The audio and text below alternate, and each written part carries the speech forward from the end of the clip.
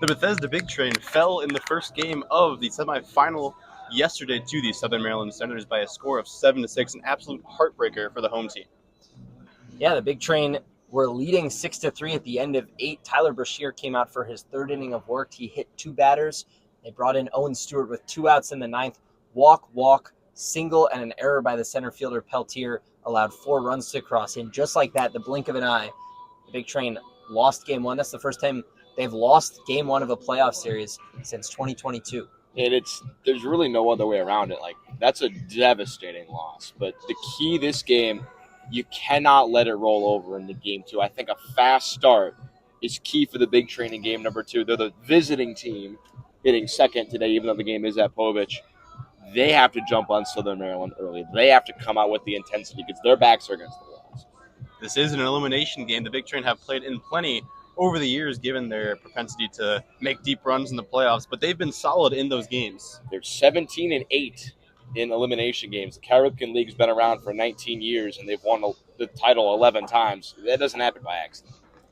And, I mean, like I said, first time they've faced elimination since 2022, at least with needing to win 2 games. The last time they were swept in a series was all the way back in 2019. So the Big Train have just struggled to – I mean, they just struggled in game 1, but they've been dominant throughout their recent playoff run, so this is a different kind of test. But they do get the upside of the Southern Maryland Senators' home stadium is unavailable, so despite batting first, this will be pretty much a home game for the Big Train. Yeah, and that'll help. I mean, they hit first, but honestly, like Quincy said, that could be a boon if they're able to jump up on top early and give Drew Bellis, the starter today, some momentum. They'll have the crowd behind them. They'll have the home field environment that they've played so well at. And Southern Maryland, frankly, before the ninth inning last night, had really struggled here. The Big Train had won all 3 games between these 2 teams at Povich by a combined score of 28-2. And you look at that, I mean, you take away the ninth inning from last night, Big Train were winning by 3. They play better here. Southern Maryland has struggled here for the most part. It's just about closing it out, making sure you play good, clean baseball the whole way through. And in games at Povich, when they're the road team, they've had 3 of them. This year they've won all 3. But the key is to quiet a Southern Maryland offense that had been pretty still throughout much of July, but wrapped out double-digit hits yesterday, including 10 against presumptive pitcher of the year, Kide Atatui. Well, and here's the thing is Atatui had his worst start in terms of earned runs allowed. The Big Train defense, to me, was really the difference in this game. They made 3 errors, 2 of them cost them unearned runs, and that's not to mention a couple of misplays on fly balls that went down as doubles by Alex Peltier, 2 that went to the wall that he just misread completely.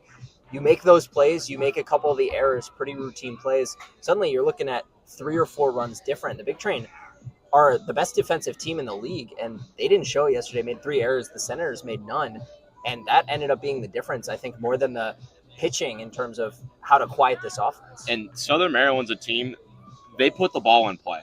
Like, they're not just going to sit up there and strike out. Drew Bellis on the mound today, obviously the Ripken League's strikeout king. This was the only team that has handed Drew Bellis a loss this year. They hit the ball well. Maybe not the most power out of any teams, but, like, they don't strike out often. You're going to have to field well to beat Southern Maryland. They're tough, man. They're tough. People I think are overlooking. So Drew Bellis has made 2 appearances against the Senators, 1 a dud, 1 incredible. Which Drew Bellis do you think we get tonight? I think we're going to get the good version. I mean, he's been so good in games here. His worst outing at Povich was his last one, but that comes with the context of he was just out there to get that strikeout record, get a couple innings in, and get out of there. He's been so good at Povich. He's been so good recently, and his 1 dud really was just a bad inning. I mean, he's had 2 bad innings all year. Taking away that, there hasn't been a better pitcher in the league other than Atatui. It was the 3-run first against the Senators. He worked his pitch count at about 40, and that made his outing shortened to only 3 innings total in that game. But I think we're going to get the Bellis we've seen through all the other innings besides that first one today. I think, getting back to this point, I think it's just so important. They got to jump on him early. I think if you give Drew Bellis a nice, comfortable lead, take the pressure off him, I don't think you want him pitching into a 1-0 game in the 6th. I think Big Train are hitting first. They have a chance to immediately grab the momentum. I think they got to take that. Southern Maryland is also at the back end of their rotation because they had to pitch their ace, Nick Wimberly, against DC in the wild card round to even get here. Now time to turn to score predictions, a game that means the world for the Big Train, means the season. It'll end today if they can't get a win. Do you think they will, guys? Yeah, I think Big Train get it done. I think it's going to be a score of maybe 8-3. I think they're going to jump on them early. I think by the end of the fourth inning, Big Train are going to build up a 3-4 run lead, and they won't falter the rest of the way. I've got Bellis going 5 innings, 1 earned, 8 strikeouts. The single game playoff record for strikeouts in the Cal Ripken League is 10. Bellis has hit 10 or more 3 times this season, so it's certainly within play. I think he gets to about 8, 5 innings, 1 earned. Bullpen looks good. James Gladden comes on for the last inning. I think this game goes one of 2 ways. I think either the Big Train win big or Southern Maryland wins close. I'm leaning towards Big Train winning big because Southern Maryland is at the back end of their rotation. They've used a lot of their decent arms to get here. I think the Big Train jump on them early. I think this team, they don't look stressed at all. They look loose out there. They look ready to play. They look like it's business as usual, and that's something you need in a high-pressure game like today. I think it's a fast start to this one, 10-2 Train. I hope this is unearned pessimism instead of realism, but someone has to say it. This Southern Senators team has all the momentum in the world after that 9th inning, and I think they might sweep the Big Train today. I've got a 5-3 Senators win. I'm obviously not rooting for that outcome, but this is a team that just shocked the Big Train. They're still reeling from that loss, and they've shown an ability to get to Bellis in the past. So I've got a tight 5-3 win for the Sens. Big Train, though, haven't lost back-to-back games all season since the first 2 days of the regular season. Started 0-2, didn't lose 2 in a row the rest of the way. So for the Senators to pull that off, your prediction, Jackson, that would be really something. Starting and ending the season on 2 losses with none in between would be a really tough way to go, I think. Especially back-to-back home games as well. Well, you can see who's right at 7 o'clock here on the Big Train Baseball Network. Quincy and Eliav will be on the call for that one. It'll be a great game. Game 2 of the playoffs starts soon.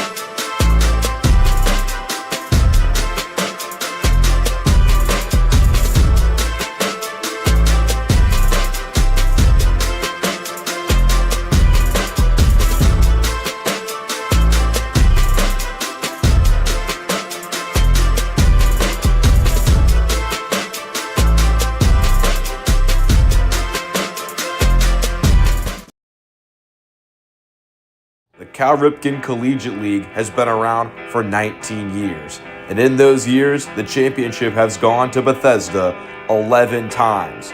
Legendary players, future MLB All-Stars, and a ton of history has been housed in the grounds of Shirley Povich Field. But after their title pursuit was successful last year, the newcomer on the block is out for revenge. 3-1. Swinging a liner into center field. That's down in front of Peltier. They'll send the runner. And now they're going to send home another.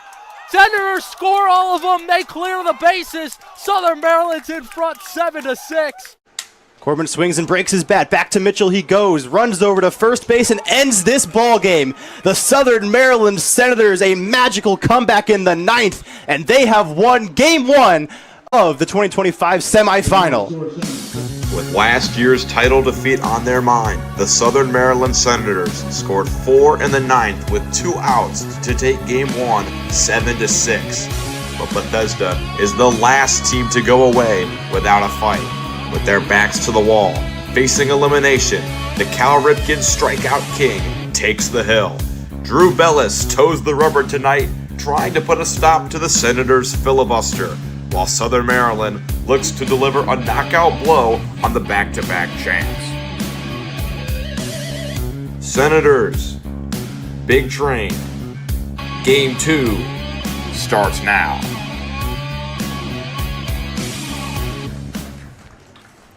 It's 88 degrees with overcast skies looming above Shirley Povich Field as we are moments away from Game 2 of the Cal Ripken LCS Semifinals. The Senators snatched victory from the jaws of defeat yesterday, stealing Game 1 for the Big Train with 4 runs in the 9th inning. A win today would push Southern Maryland to the finals for the 2nd straight year. For the Big Train, with their season on the line, Bethesda needs a win at all costs. And who else would you rather have on the mound than the new all-time strikeout king, Drew Bellis? We welcome you inside the broadcast booth alongside Eliab Brooks-Rubin. My name is Quincy Bell. Game 2, Bethesda needs it to go their way. Eliab, no other way around it. An absolute devastating loss last night. I mean, and just a completely unexpected one. It was a close game the whole way. Big Train never led by more than 4. For the most part, it was a 2 or 3 run lead, but it felt very in control. They felt like they were calmly pushing the lead. Every time the Senators scored, the Big Train would strike back, and then suddenly, a couple of hit by pitches, you bring your closer in, and Owen Stewart just didn't have it yesterday. 2 walks, and then a single to allow 3 runs to score. That compounded with an error, and just like that, on the flip of a coin, the Big Train were trailing. The Big Train will be the visitors in this game, despite this game being played at Shirley Povich Field. The Senators share a stadium with the Southern Maryland Blue Crabs, although they will hit second today. Here's the starting lineup for the Big Train. Only one change in the lineup. Alex Peltier, Brennan Wright, Josh Skaronski, Emilio Gonzalez, Peyton Steele, John Martinez, Matthew Wesley newly into the lineup. Parker Corman got the start yesterday. It'll be the Virginia Tech Hokie today. Brett Ott and Dylan Murphy round out the lineup. On the mound for the Senators, it's Michael Walsh, has appeared in 9 games. Eliav, he has yet to make a start today. Southern Maryland most likely going to be going with a bullpen game today. Walsh pitched 2 1/3 innings on the 23rd against the DC Grays in the wild card game to help get him here. Yeah, it wouldn't surprise me to see Walsh go about 2 innings, and then they go to Nate Berzonski, who's been maybe their best pitcher all year outside of Nick Wimberly, but he's pretty much exclusively worked out of the bullpen. He's much more comfortable there. That would be my predicted recipe for how this goes. Obviously, it depends on game script. You don't want to burn Berzonski in a game if you're the Senators where you're already trailing big because you want to save him for tomorrow. So it depends on game script, but the Senators set up nicely to use a lot of their top bullpen arms. Peltier into the box, Walsh into the windup, and we're underway from Shirley Povich. First pitch misses high and outside. The Big Train acting as the visiting team at Shirley Povich. That has happened 3 times this year. They won all 3 of those games. A couple of double headers that were split where one team, Big Train played the home team for one and the away team for the other, but got to host both games, and then one game moved because of heat conditions against the Metro South County Braves. Peltier takes down and in. He's quickly ahead in the count, 2-0. Walsh set at the belt, takes a deep breath, and fires. Peltier pops one high in the air, out of play. Well, Peltier went 2 for 4 yesterday, led off the game with a double. That was big to get the Big Train on the board to match the Senators, who scored in the top of the first inning yesterday. Big Train could really use a first inning with at least a run, if not more. 2-1 out of the left arm of Michael Walsh. Peltier grounds one foul down the third base line. As the visiting team getting to hit first, I think it's paramount, Eliav, that the Big Train jump on Southern Maryland early. The Senators team has all the momentum after yesterday. I think you need to make a statement to know that we're here to play if you're the Big Train. Especially after that 9th inning gave the Senators so much momentum. Big Train need to steal it back, and they need to do so early. 2-2 to Alex Peltier. Misses high and away. Peltier in the regular season had an on-base percentage of .449 to go with 21 stolen bases. There's a reason he's hitting leadoff. He's a threat to score whenever he gets on. Walsh trying to avoid the leadoff walk. Taps the foot. Now fires. Swing and a miss. Peltier down on strikes. Chases the high fastball.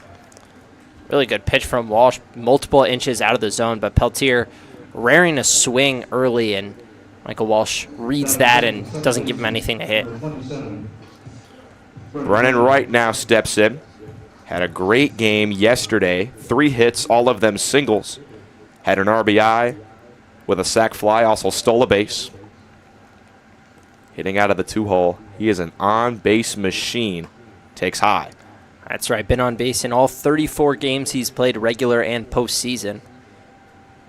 He's 4 games away from the all-time record if you count postseason games.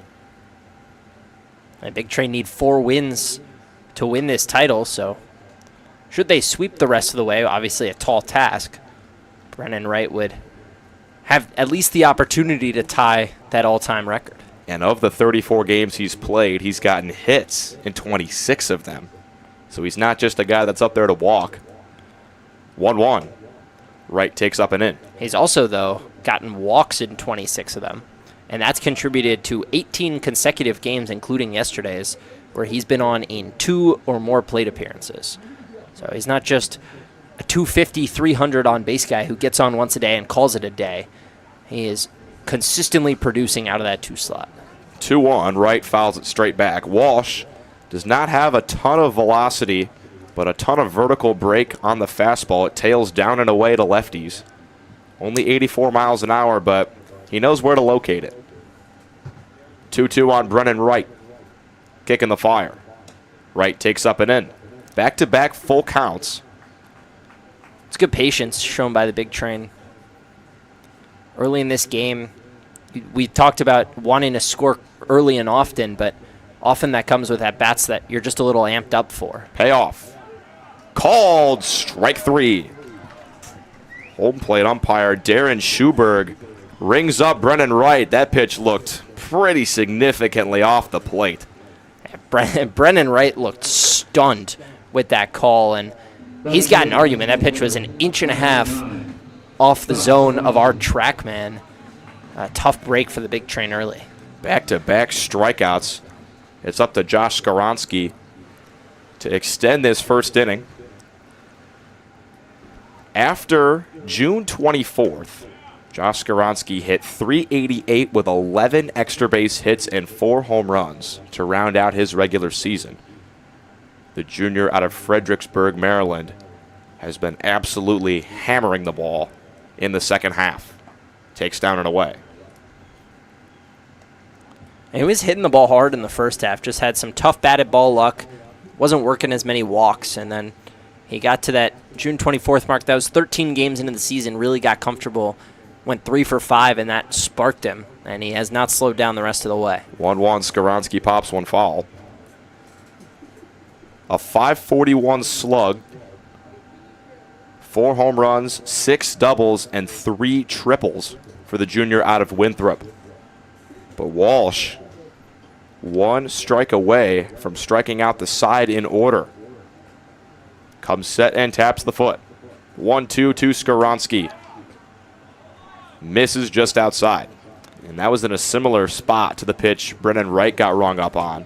That pitch was closer to the strike zone, not in the zone, but 2-2 on Skaronski. Walsh looking for a clean inning. The senior out of VCU fires. Gets a swing and a miss by Skaronski on the front hit breaker. 3 strikeouts for Michael Walsh in the top of the first. We head to the bottom half. But before that, we give you a recap of yesterday's game. Yesterday, the Southern Maryland Senators defeated the Big Train 7-6 in Game 1 of this year's Cal Ripken League semifinal. They started out early, snapping a scoreless streak of Kide Atatui at 28 innings in the first. But the Big Train responded with this Josh Skaronski RBI single. Skaronski's first pitch swing, and he sends down the right field line. It drops in front of Carter Groen, an RBI single for Josh Skaronski. A couple of zeros brought us to the fourth, where Brett Ott gave Bethesda their first lead of the day with his first triple of the year. 2-1 for Milburn. Taken off is Steele. He has to hold up and now keeps going. The ball gets past Adam Truck. Steele rounding third. He's getting the windmill. Motoring for third is Ott. He dives in ahead of the throw. A back and forth middle innings led to the seventh, where John Martinez lashed a double down the line to make it now 6-3 Bethesda. Martinez here. That's grounded hard down the third base line and past Surwick. Into the corner it goes. Gonzalez is going to score. Ott comes to a stop at third. An RBI double for John Martinez. There, that score would remain until the top of the ninth, when the Southern Maryland Senators took advantage of 4 free passes in the first 6 batters of the inning. and then used a bloop single into center field. That ball was overrun. 3 runs scored on that base hit. Southern Maryland Senators took a 7-6 lead heading into the bottom of the ninth. The Bethesda Big Train's bottom of the order was unable to respond, and the Sens took game 1 of the semifinal.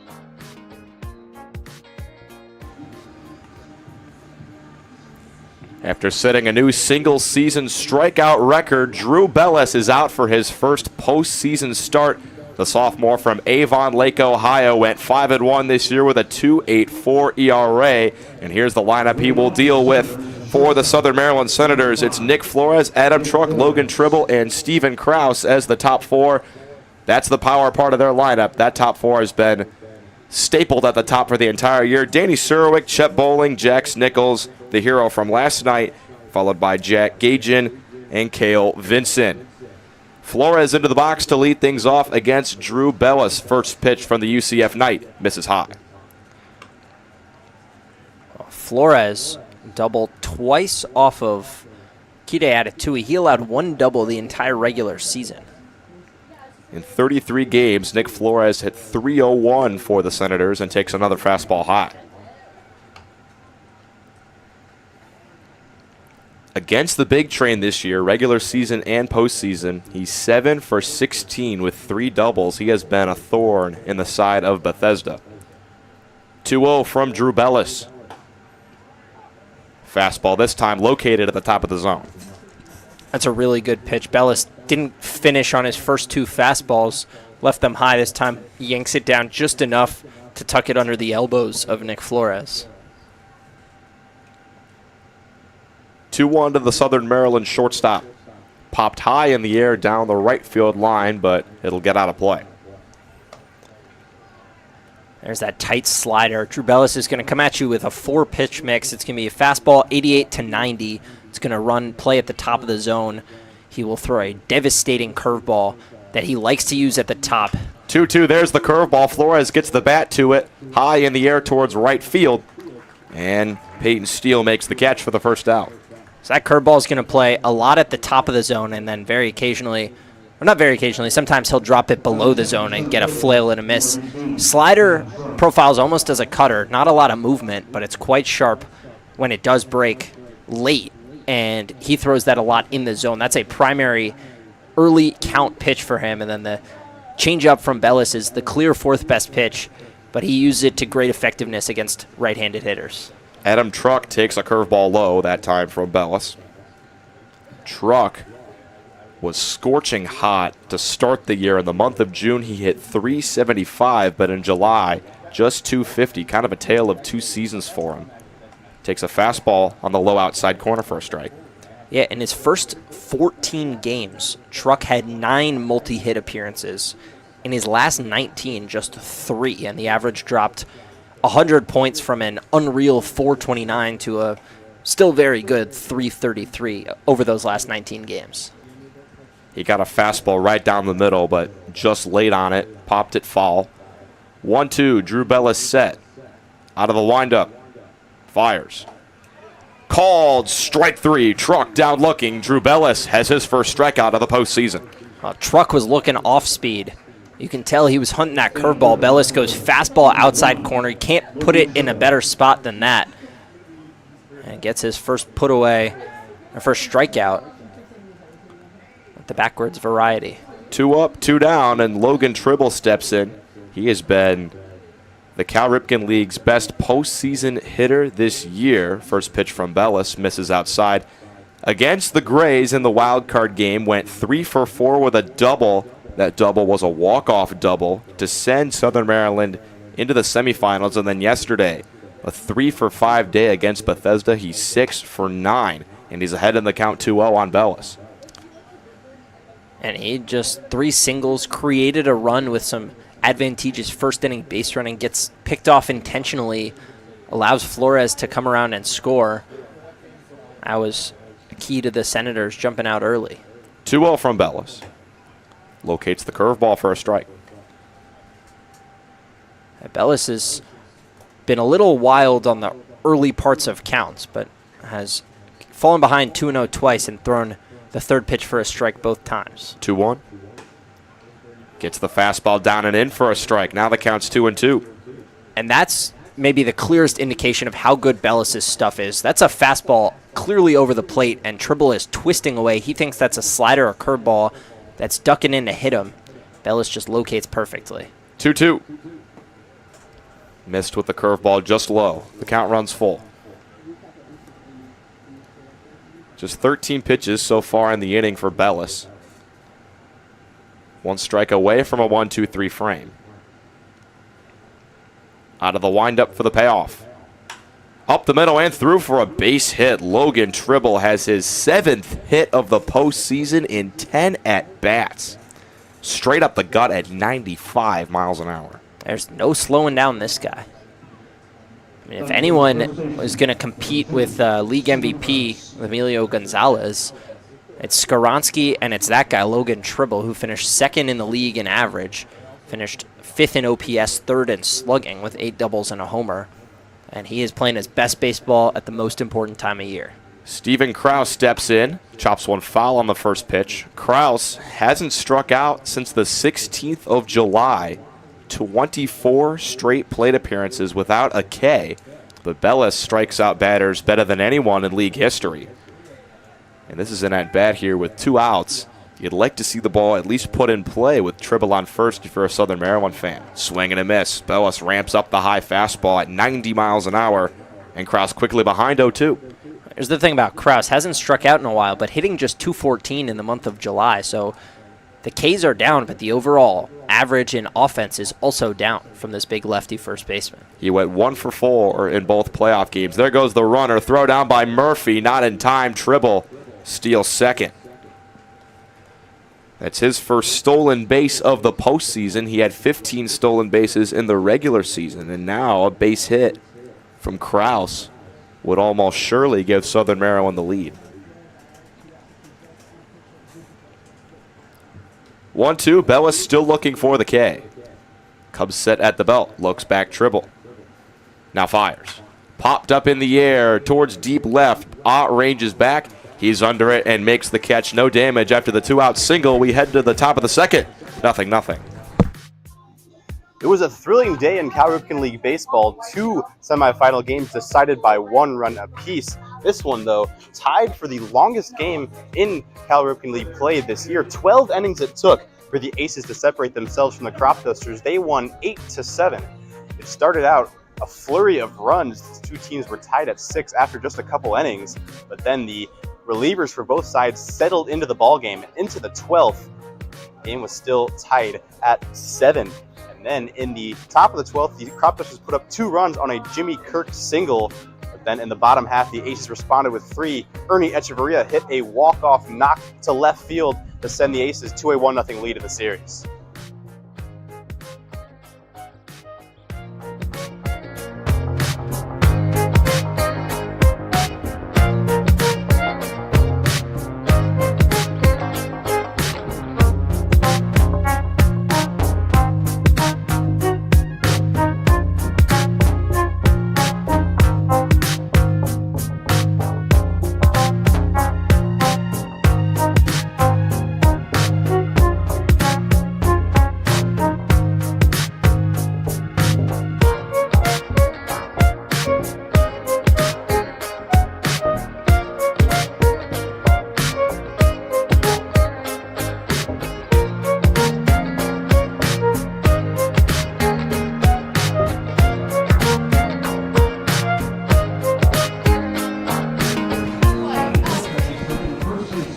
Emilio Gonzalez in to lead things off in the top of the second for the Big Train.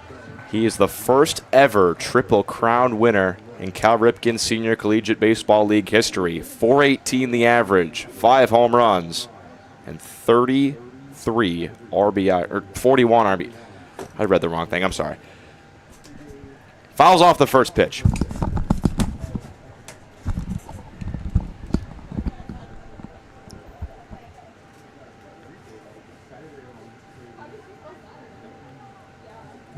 Walsh comes set. Gixon fires. Slider on the outer half, just missed. Gonzalez had a 2 for 4 day yesterday. Didn't hit the ball super hard.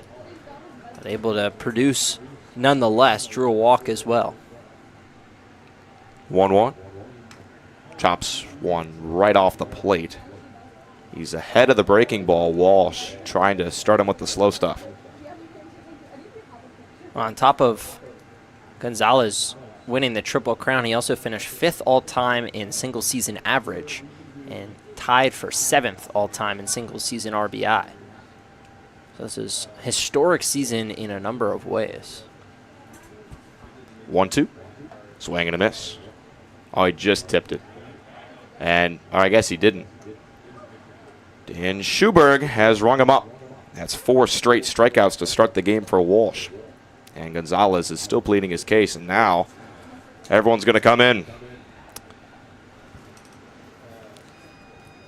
And well, Gonzalez thought he got a piece of that. He turned around immediately to the umpire and said, I tipped that, didn't I? And the ball popped out of the glove of the catcher, Gagan. And so if he did tip it, he would still be alive. So that'll be the discussion. I don't really understand how the base umps are going to have a better vantage point than the plate umpire. But we'll see. And after a discussion, they are going to call Gonzalez out.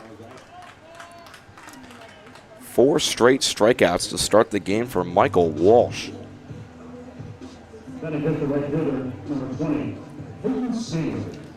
That'll bring in Peyton Steele.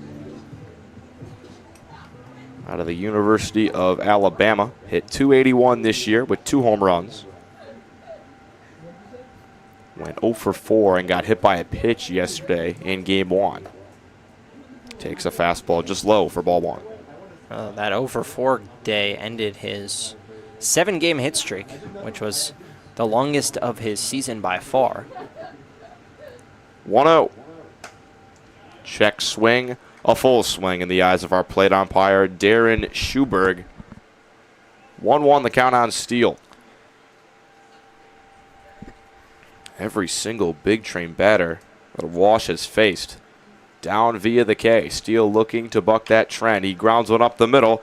Flores ranges over, gloves it, throws it, in time to get Steele. Big Trent finally put a ball in play. It's hit 62 miles an hour off the bat of Steele, who was way out in front of that off-speed pitch and just kind of pushed it with his fists to shortstop. Made it a close play, but Walsh has looked untouchable so far. This is kind of what we're used to seeing from Bellis, strikeout after strikeout, soft contact. Walsh looks the best he's looked all year so far. Here's Martinez. 3 for 4 with a double, a run scored, 2 RBIs, and a stolen base yesterday. He has really turned things around. At the end of July, he's been swinging a hot bat. But he's down 0-2. He flails at the breaking ball from Walsh.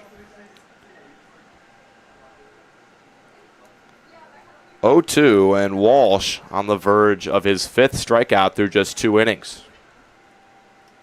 Deals up and into Martinez.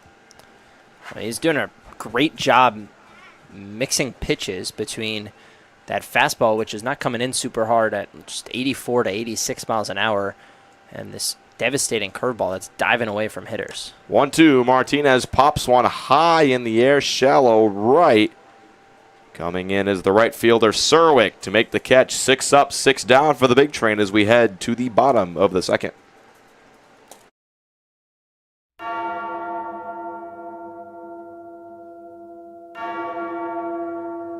Swing and a miss, strike 3.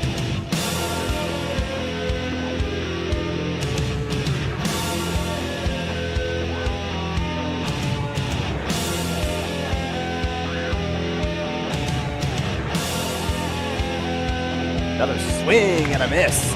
And Bellis gets his first K of the day. Takes strike 3 from Drew Bellis. Back-to-back Ks. The 0-2. Swing and a miss. Drew Bellis is cruising now. Trying to strike out the side for his first time this year. He does! The breaking ball dives away from the bat of Powell. Brings the glove to the belt from the full windup. The pitch. Swing and a miss.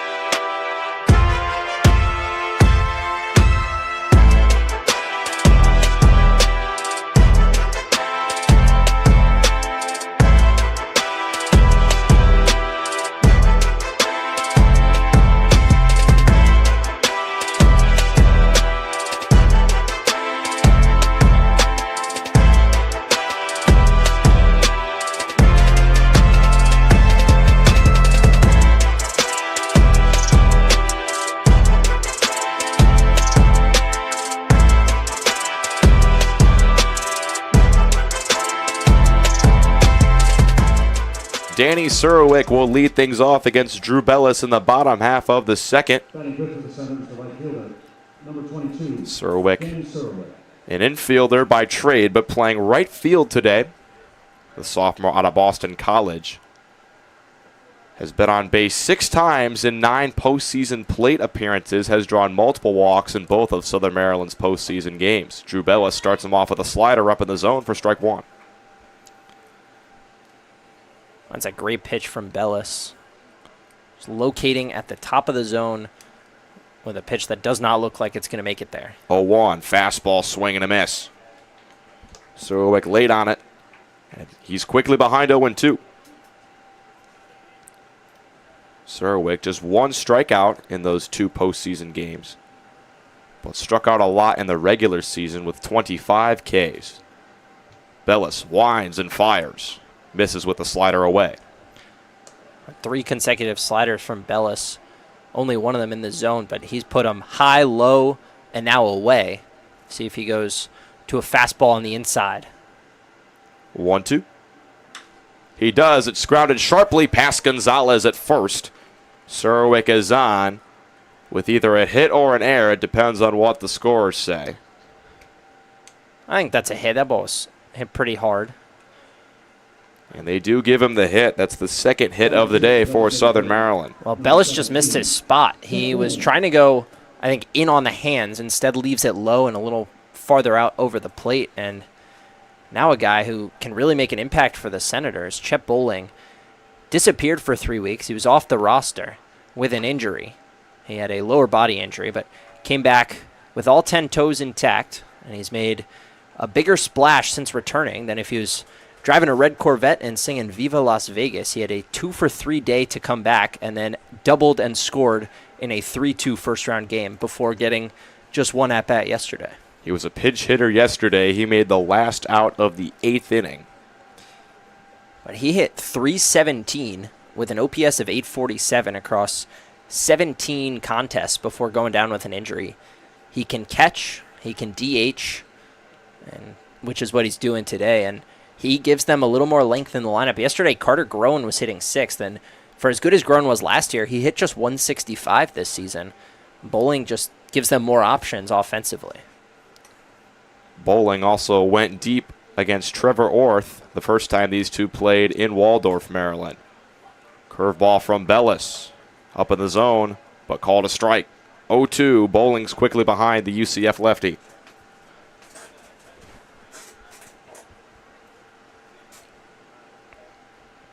Bellis set.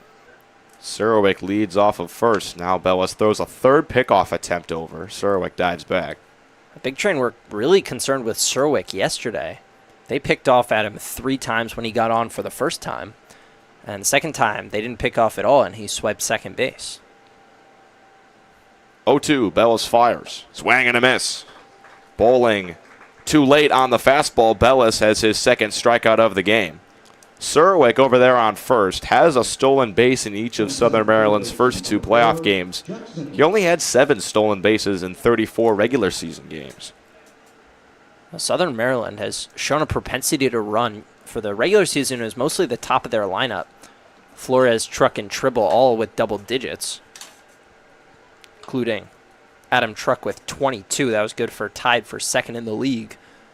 But they have used their legs to their advantage in 2 postseason games. Surowick has a big lead off of first, and Bellis will check him again. Jax Nichols at the plate. Had just 1 extra base hit in the month of July. He had a 5-game hitless streak in the middle of that month, but had singles in his last 4 games to end the regular season and had 2 hits yesterday, including the game winner. That line drive up the middle that Peltier overran and allowed all 3 runs to score. Just a mistake we have not seen Alex Peltier make very often. Only his 2nd error of the year. Well, and the other one came at Southern Maryland in that huge rangy outfield. Where that field basically is massive. The same thing happened. He was defending center field, ground ball, single up the middle, and he just overran it trying to pick it up and throw out a runner. Just 2 errors all year, separated by a month in date, but both coming against the same team and both coming in losses. Fastball misses just down and away. 3-1 the count on Nichols.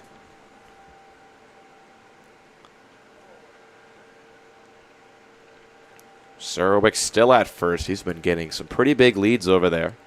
Bellis comes to the plate this time, and Nichols lines one foul just above the Southern Maryland dugout. Nichols helped out Bellis because that pitch was not in the strike zone. Just a little bit outside, but he's being aggressive in a 3-1 count with that runner on first. Trying to start this game off hot. Southern Maryland did score first yesterday, although the Big Train quickly tied up the game at 1 in the bottom half. Popped up into shallow center. Peltier racing in, and he makes the catch for the second out. Nichols got just a bit under that fastball up in the zone from Bellis.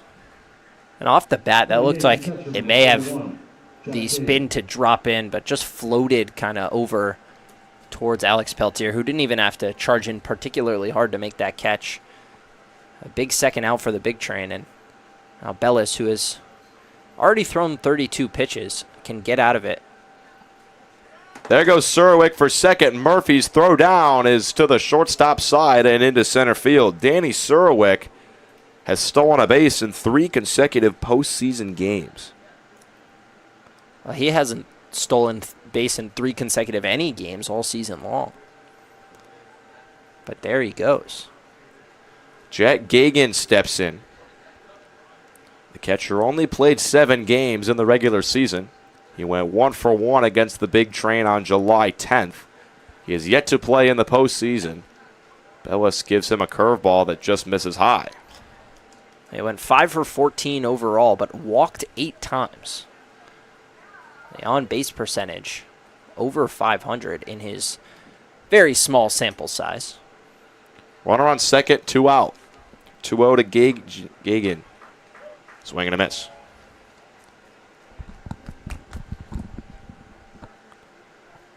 That's a pitch Gagan wants back. That's a fastball middle cut right at the belt. And Gagan just swung over top of it. 2-1. Gagan grounds one up the middle. Right ranges over, throws on the run. In time to Gonzalez. No damage after the Danny Surowick leadoff single. We're scoreless after 2. Swing and a miss. Cut and a miss. Another running with 3 strikeouts from Drew Bellis. As he gets a big swing and a miss. Riley Norton down on strikes for the second time. Kicks and deals, swing and a miss, his 9th strikeout. And Huber goes down swinging. Drew Bellis has double-digit Ks. 0-2 from Bellis. Swing and a miss, strike 3. Kicks, he deals, and he strikes out Riley Norton looking. Staying high. Payoff pitch in there, strike 3. From Bellis, big breaker, strike 3. Wave and a miss from Zach White, coils and fires. Cold strike 3. Lines up to throw his 38th pitch. Swing and a miss.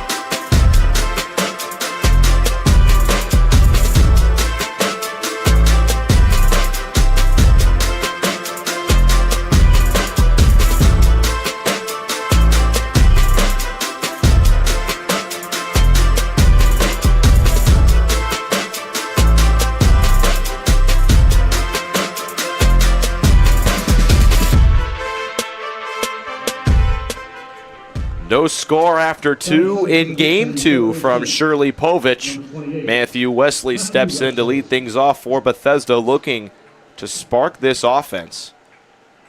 The junior from Manassas, Virginia, hit .310 in the regular season with a .470 slug. Did not play yesterday, but getting the start today. First pitch from Walsh is fouled straight back. That's a big addition to the lineup, and one that, frankly, I was a little surprised we didn't see yesterday. Matthew Wesley, in 3 games against the Senators, went 8 for 10 with 4 doubles and 5 runs scored. He has absolutely torn apart Southern Maryland pitching. Chops an 0-1 breaking ball foul. He was left standing in the on-deck circle yesterday. They were going to pinch hit him for Dylan Murphy if the game would have gone one more batter. In Wesley's final 14 starts of the regular season, he reached base in 13 of them. 0-2 from Walsh, fastball misses high. In the month of July, had an OPS of 854. Has 11 doubles on the year, 19 RBIs. A very strong hitter. 1-2. Wesley grounds one over to first, backhanded by Kraus. He'll stroll to the bag for the first out. Michael Walsh, a very strong start. 7 up, 7 down. Well, we anticipated that this might be some sort of a bullpen game. It doesn't look like Walsh shows any signs of wanting to come out of this game. He's already equaled his out count that he got in round 1 just 2 days ago. But he's thrown just 32 pitches and is moving through this lineup with alacrity. And of those 32 pitches, 20 of them strikes. Here's Brett Ott. He's a guy that loves to take his walks, but that fastball on the outer edge from Walsh, perfectly placed. Ott ended the regular season with a .299 average, but an even .500 on base percentage. Drew 22 walks and struck out just 14 times. 0-1 from Walsh. Front hit breaking ball doesn't quite get back to the plate. RBI triple yesterday. Came around to score a 1 pitch later. That was when the Big Train got their offensive juice in the 4th inning. See if he can spark them once again. 1-1. Ott takes down and away. Ott coming all the way from Rockland, California to play his summer ball in Bethesda. He's a redshirt junior at Sacramento State. 2-1. One of the rare times we've seen Walsh behind in the count today. Kicks and fires. Ott takes a fastball just below the knees. That's a nice take to get ahead in the count 3-1. Big Train have yet to be on base today. But Ott in a major hitter's count. He pops one foul. That's a pitch to hit. Fastball up and over the plate for Brett Ott, who loves to take those pitches at the top of the zone and just drive them on low lines, but could not get his bat all the way up. That pitch had a ton of ride, and Ott just a little under it. Full count, Walsh. The payoff, a fastball. Ott is late. 5th K of the day for Michael Walsh. I mean, this is a Big Train team that just simply does not strike out very often. Fewest amount of strikeouts in the regular season of any team.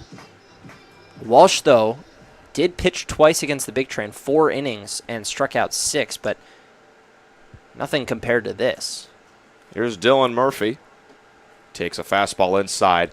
Could be the fact that they're a little eager to hit. We've seen a lot of swinging and missing. Of the 5 strikeouts, only one of them was a looking strikeout. So maybe just some elimination game nerves and over-eagerness from the Big Train. Murphy ahead in the count 2-0. That fastball misses arm side off the left arm of Michael Walsh. It's concerning to see because as this game goes on, this game is going to start to favor Southern Maryland more and more. And there's a few reasons for that. One, Southern Maryland is the home team, which means they'll get last chance to bat, and the farther we get into this game with it being close, the more likely we are to see some sort of a 9th inning rally.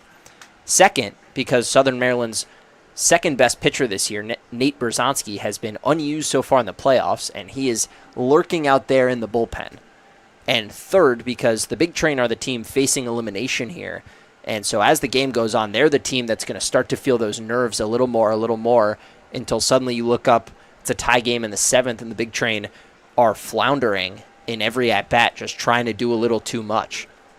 So it's imperative for the Big Train to push across runs, if not in this frame, then in the next 2, because as this game gets to the late innings, it's going to become more and more in Southern Maryland's favor. Murphy takes a walk. He's on. The first time the big train have reached base. And now Peltier steps in. And Peltier was chasing a lot in his first at-bat. Struck out on a pitch well above the zone. Murphy on first, top of the order.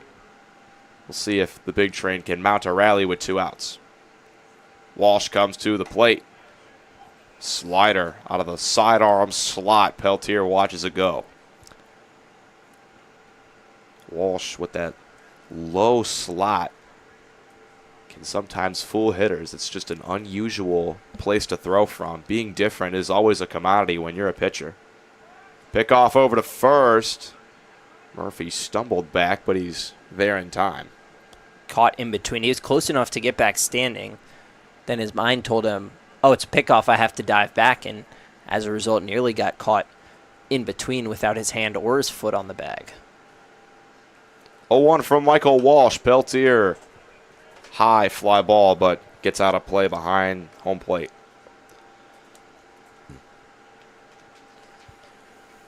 Still no score on the top of the third here from Shirley Povich. 2 out. Runner on first is the catcher, Dylan Murphy. Peltier looking to extend this inning for Brennan Wright. Walsh set at the belt. Looks over at Murphy, now to the plate. Slider misses down and in. It's a slow slider, 76 miles an hour, and he's caught the big train ahead of it multiple times.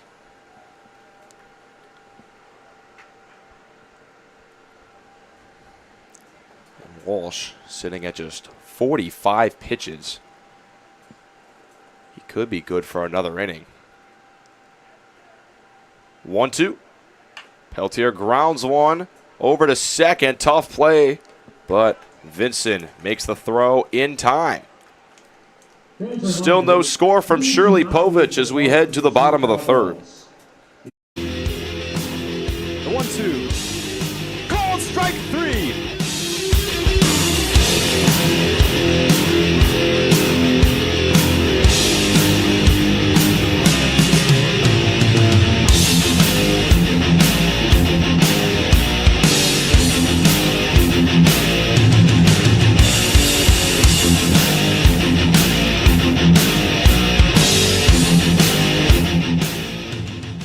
Has struck out 5 or more in each of his 4 outings so far this year. Struggled to a 1-3 record in their first 4.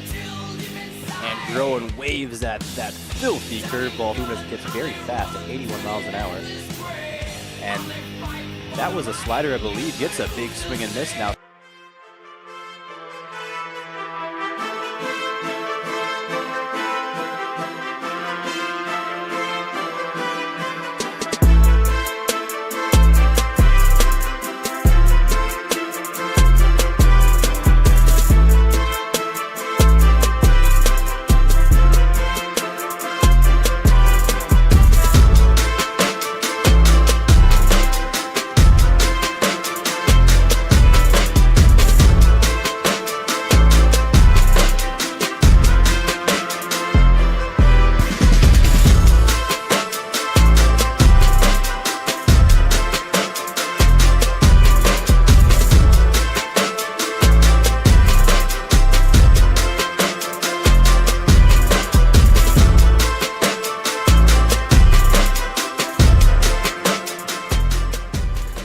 One and 2 due up for Southern Maryland to the bottom of the third. Cale Vincent, Nick Flores, and Adam Truck. Drew Bellis out for his third inning of work, has only allowed 2 hits and has struck out 2 in those first 2 innings. Out of the windup, first pitch to Vincent. Slider misses high.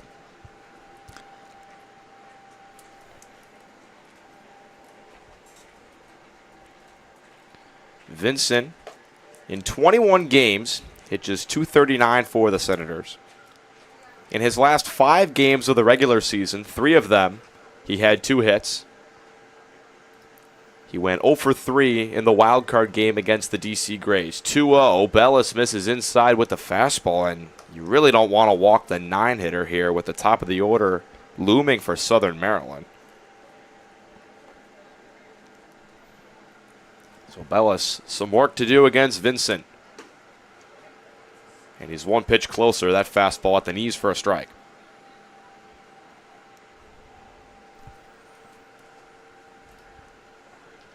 (3-1) for the UCF left-hander. Line drive into the left center field gap. Peltier ranging over. Now it's Ott who tries to dive for it, but it drops just out of his reach. Cale Vinson has a leadoff single. 3 innings, 3 singles against Drew Bellis. That won the least hard hit of all of them, but he's having to work just a little bit harder to pitch around traffic, especially with stolen bases by each of the first 2 men to reach. And now he's got the top of the lineup. Yeah, that might have been the biggest single so far because Flores, Truck, and Tribble coming up have been crushing the ball for Southern Maryland this postseason and since we started back in June. Flores flew out to right field in his first at-bat. That was looking to get him out again, but he's behind again 2-0. Flores has a good glove over there at short. Him and Martinez will be playing at the shortstop spot for both teams today. You don't see too many errors out of those two. Vinson with a strong lead off of first. Bellis, fastball, low and in for a strike. That was a perfectly located pitch.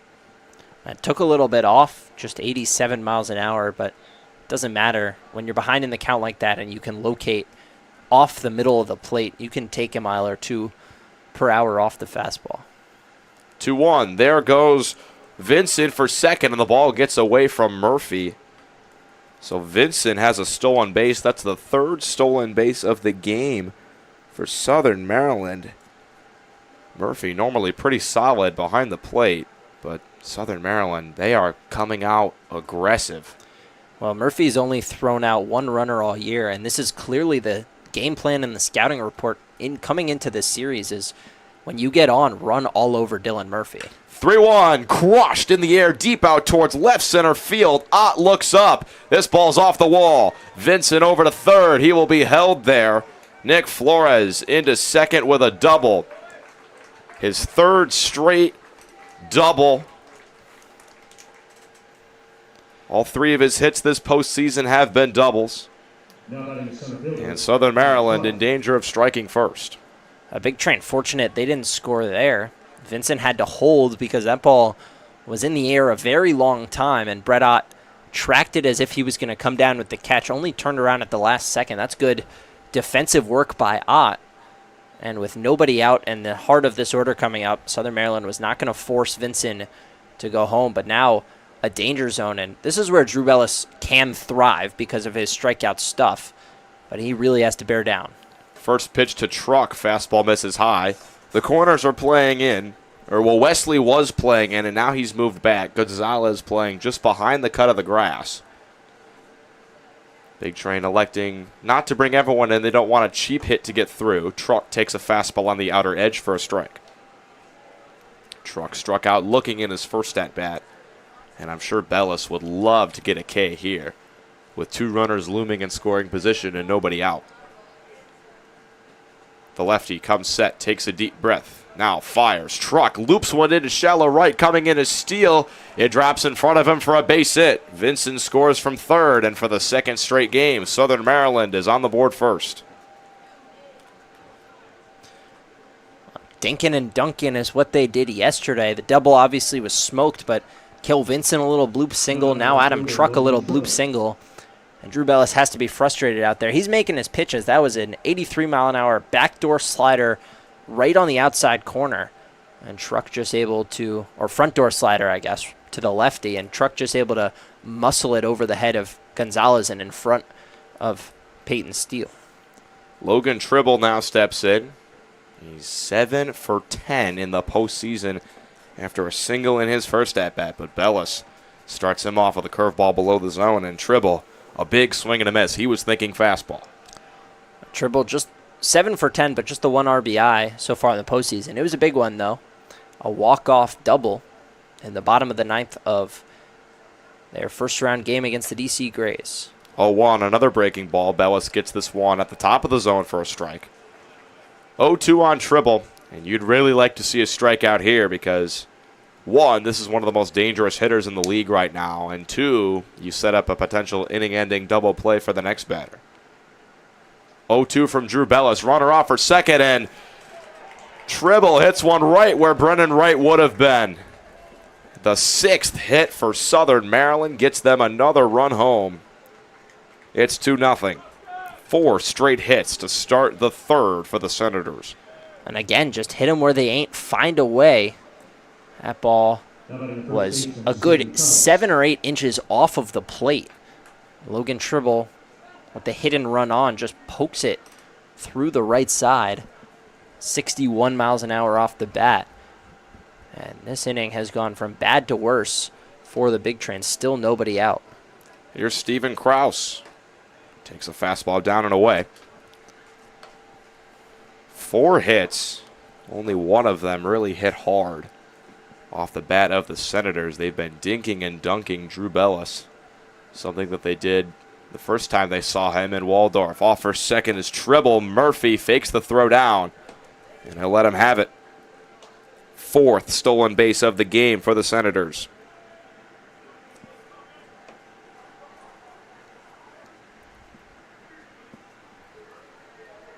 Krause back in from the left-handed side. He got a hold of a ball the first time up, but flew out to left. This time he gets a hold of another one and powers one deep into the gap. Brett Ott ranges over, makes the catch. The runner will tag from third. It's Truck scoring. It's 3-0 Senators. Finally an out in this inning. The Senators are just putting the pressure on, and this is what I said. The later it gets in this game, Big Train trailing, it's just become a problem very quickly.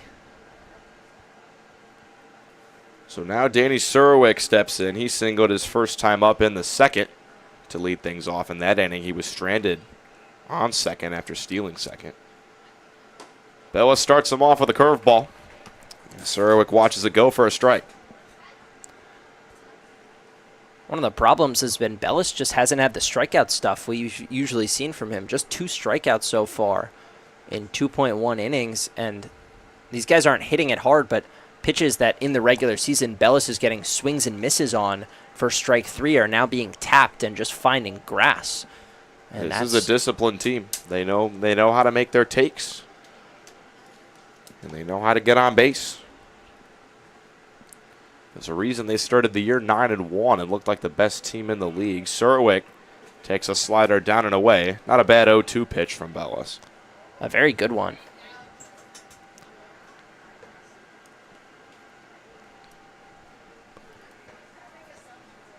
Big Train have the middle of their order due up in the bottom half. Wright, Skaronski, and Gonzalez. So a perfect time to try to get back into this game. You'd like to see Bellis keep this lead at 3. 1-2. Fouled away by Surwick.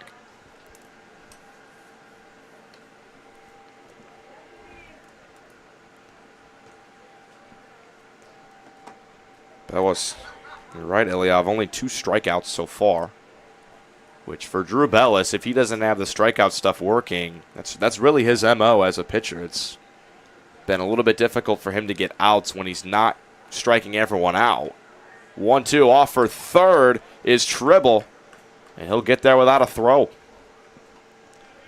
This is becoming a major issue for the Big Train, is they can't control the running game right now. It's 5 stolen bases for Southern Maryland, and now Surwick just needs to bloop one somewhere or get a ground ball with eyes to score that run from third in the Big Train infield.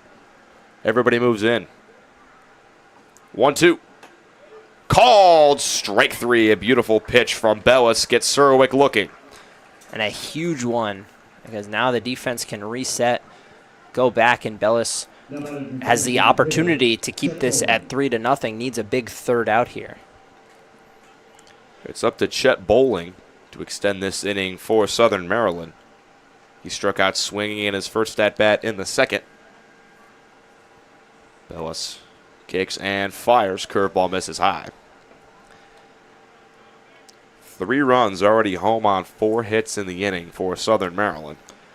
For Chet Bowling, the approach here is simple. It's just grab a fastball on the inside and just beat it through the 6-hole. I mean, Well, he loses the bat there. He was way late on the fastball up in the zone. He probably thought that was the curveball dropping into the zone, and the bat just slipped out of his hands. He's going to get some spray from Jax Nichols, who's waiting on deck. well, he was just a little overeager to be the man at this time and place, and taking a huge hack on a fastball several inches above the plate. 1-1. Bellis shakes off Murphy, now nods. Comes set and delivers. Backdoor breaking ball called a strike. A beautiful pitch on the outer edge from Drew. 1-2. Bellis looking for his second straight strikeout to get out of this nightmare third inning. And he'll have it. Bowling chases a slider below the zone, but the damage is done. 3 runs on 4 hits. The big train has some work to do as we head to the middle innings. Bellis shakes once, twice, then nods yes to the third. The 3-2. Curveball, strike 3. 1-2 from Bellis. And Bowling watches a gutter ball go through. 2-2. Bellis kicks and delivers. Swing and a miss. Still working. One pitch away here. And on the inside corner, stares at Truck at second. Now comes home. Does go to the curveball and gets strike 3 at season and all day. 2-2. Another swing and a miss. Maybe sharpening up a little bit. Which is a horizontal run. Got him swinging. Number 11. 0-2 from Bellis. Swing and a miss, strike 3.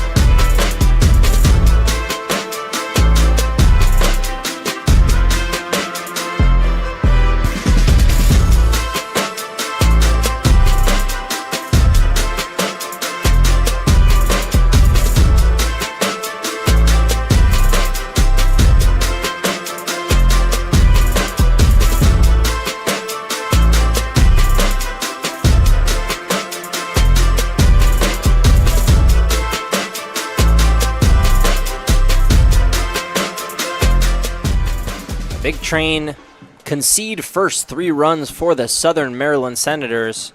However, the Big Train were 11-6 in the regular season when their opponent scored first, so all is not lost. We are in the top of the 4th with the meat of the order at the plate. Brennan Wright will get his first hacks. Ground ball up the middle. Vincent to the backhand. He throws on the run and beats Brennan Wright by half a step. Yeah, I don't mind is what I was trying to say. I don't mind Brennan Wright trying to ambush the first pitch from Walsh, but just didn't quite get it up the middle there. It was a nice play from Vincent. Michael Walsh out for his 4th inning of work. He threw 47 pitches across the first 3. He struck out 5 and allowed just 1 base runner a walk. Big Train still hunting that first base hit. Ball 1 up and into Skaronski, who retrieves the ball himself.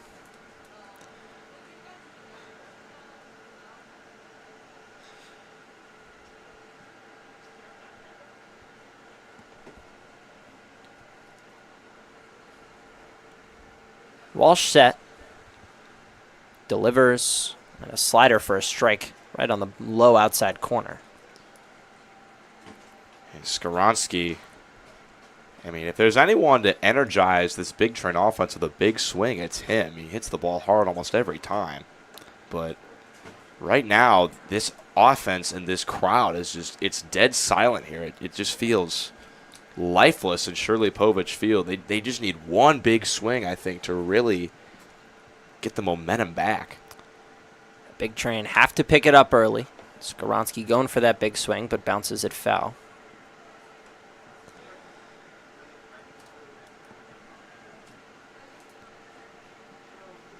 2-2, Walsh he hasn't been overpowering these big train hitters. He's just locating and mixing his speed so well. Got to give him credit. He's been just great so far. 2-2 from Walsh. Kicks, deals. Skaronski, slow bouncer to first. High hop to Kraus, and Walsh beats Skaronski to the bag. That was a closer play than it looked like at first, but out number 2 nevertheless. I'm surprised Kraus didn't just go to the bag himself. It looked like he was pretty close but kind of hesitated. And Skaronski saw that and really took off. I mean, give him credit. He was running hard out of the box and made that play really close. But Walsh, the hero, makes it over there just in time. Here's Emilio Gonzalez. Gonzalez 2 for 4 yesterday. He's hitting .500 across his last 11 games played. First pitch, a fastball on the outside edge.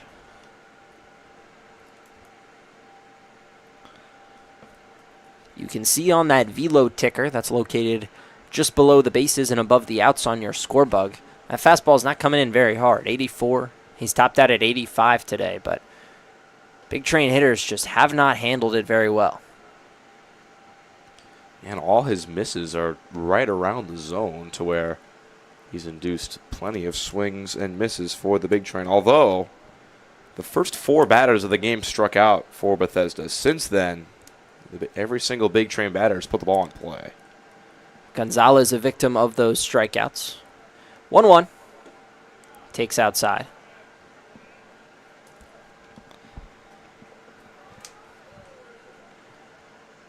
And Gonzalez knows how to take his walks. Walks more than he strikes out. You got Steele waiting on deck. He's got some power. This big train lineup has scored runs in bunches, even with 2 outs this season. A big hack for Gonzalez. That was a fastball middle. And he just overswung, dropped the back shoulder a little bit, and missed on a very drivable pitch. 2-2 the count. 2 away here in the 4th. Walsh looking to complete 4 clean innings. Gonzalez fights it off. No movement whatsoever in the Senators' bullpen. This ball is Michael Walsh's until further notice.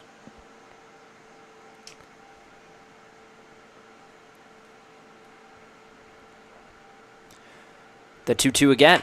Gonzalez on the ground to first. Kraus plays the high hop, and this time takes it himself. A 1-2-3 4th. Senators still lead 3-0. 1-2 to Andrew Hollop. Swing and a miss, strike 3. Bellis winds and fires. Swing and a miss, strike 3. 1-2. Breaking ball, swung on and missed for strike 3.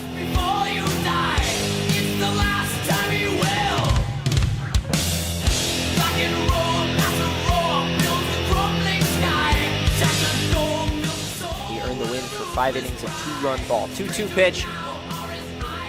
Bellis comes home. Curveball in there. Strike 3. 2-hole. He kicks. He deals. Strike 3. Bellis delivers.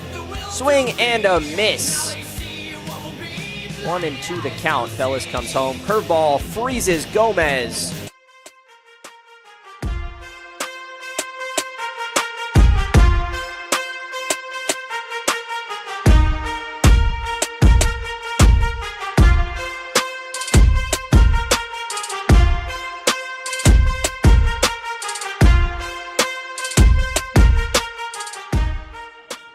Death by 1,000 cuts, guys. That's how the Southern Maryland Senators have worked their offense so far.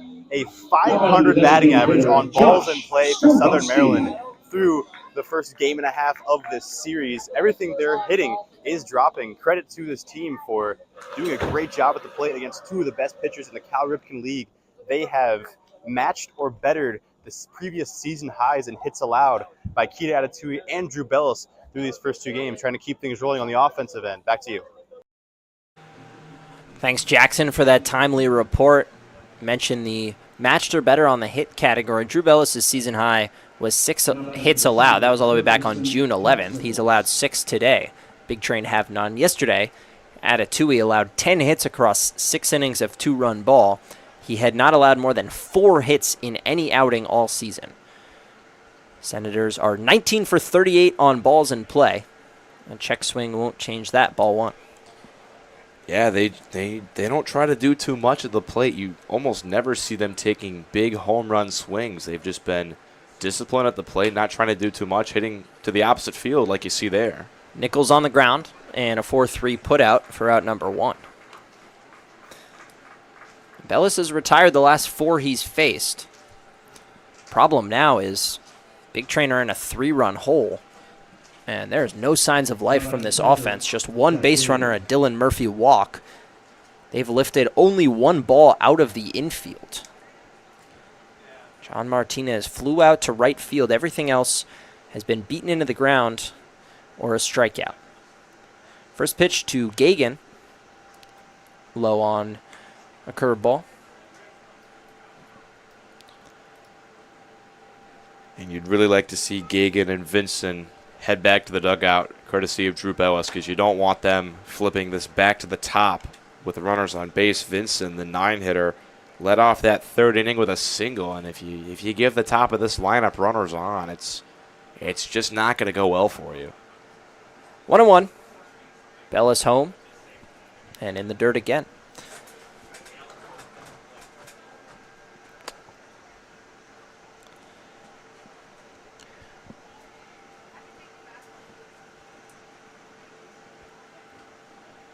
Bellis kicks, he deals, slider left upstairs. Drew Bellis had to labor in that 3rd inning, offered 29 pitches homeward. And Gagan has been solid in the games he's played. He's only played in 7 games, but he's hitting .357. Strike 2 on the inside edge. And 8 walks to just 2 strikeouts. The on-base percentage sits over 600. It is a small sample size, but you can only say good things about it. Payoff from Bellis. Outside, ball 4. A 1-out walk issued. The first of the game by Bellis. He's been throwing strikes. Southern Maryland has just been hitting them. Cale Vinson, who led off that 3rd inning rally with a looper of a single.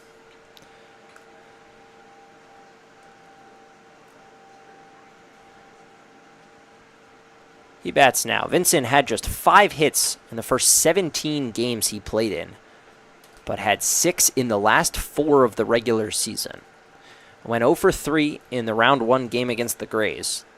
Appeared yesterday, but only as a defensive sub at 3rd base. I mean, he's swinging the bat well. Got a hit in his first at-bat. He's got 3 multi-hit games just in his last 5. In baseball, it's sometimes for the postseason, it's not necessarily who had the best regular season. It's just who gets hot at the right time. And this guy is hot. This team is hot. Southern Maryland entered the playoffs, winners of 3 of their last 4. It took a walk-off to take down the DC Grays, who they were battling with for pole position all year in that South Division.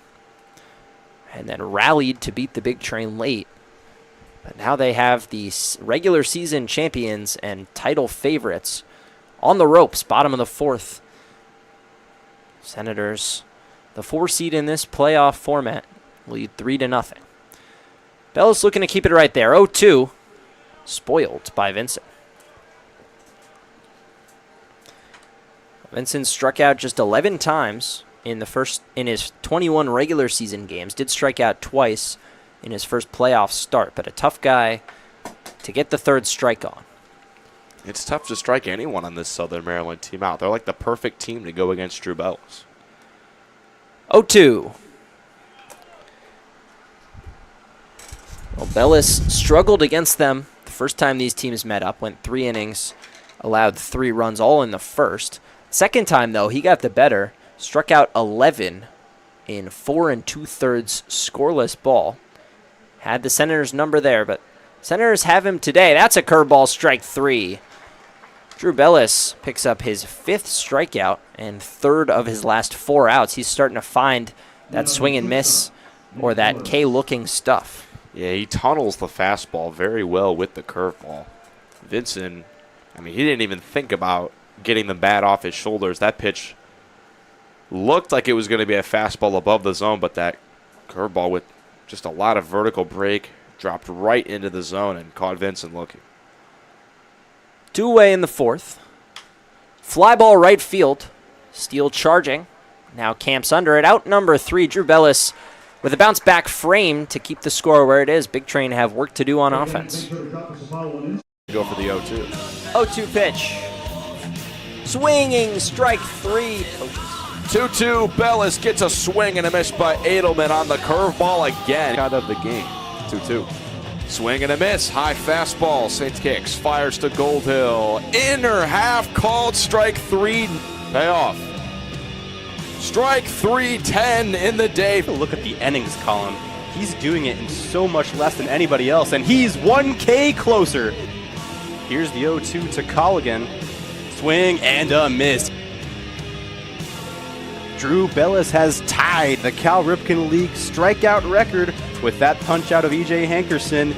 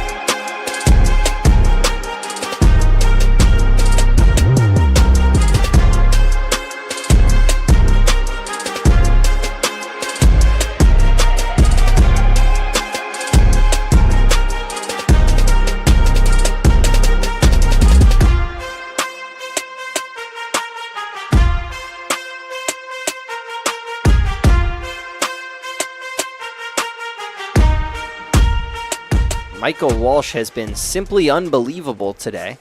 And he's back out there for a 5th inning. Walsh in the regular season did not work any outings longer than 3 innings. Today, though, 4 no-hit innings. And facing the middle of the order, the second time through Steele, Martinez, Wesley, the 5-6-7. Peyton Steele right on a fastball, fouls it straight back. Yeah, they just need something here. They have no hits and just 1 walk in the first 4 innings. This is one of the longest times we've seen the Big Train be scoreless in any game. Walsh just not overpowering stuff. He's just getting so much weak contact off these Big Train bats. Someone's bound to drive something somewhere. See if it's Peyton Steele. Drove 14 extra base hits in the regular season. 12 doubles, 2 home runs. That 12 doubles led the league. The righty from Alabama. 1-1. Just below the knees. That's a good take by Steele. That pitch barely missed low. That's a tough pitch to take at a 1-1 count. And now he finds himself ahead. I think I'm sitting breaking ball. I feel like that's where Walsh is going to go. He's been throwing it a lot in the middle of counts. 2-1. Steele fights it off. That was a breaking ball. It was below the zone.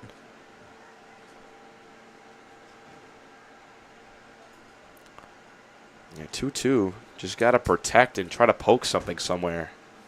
All the batted ball luck has just gone the way of the Senators. Big Train are bound to have that even out at some point. Yeah, Count runs another full. Good take.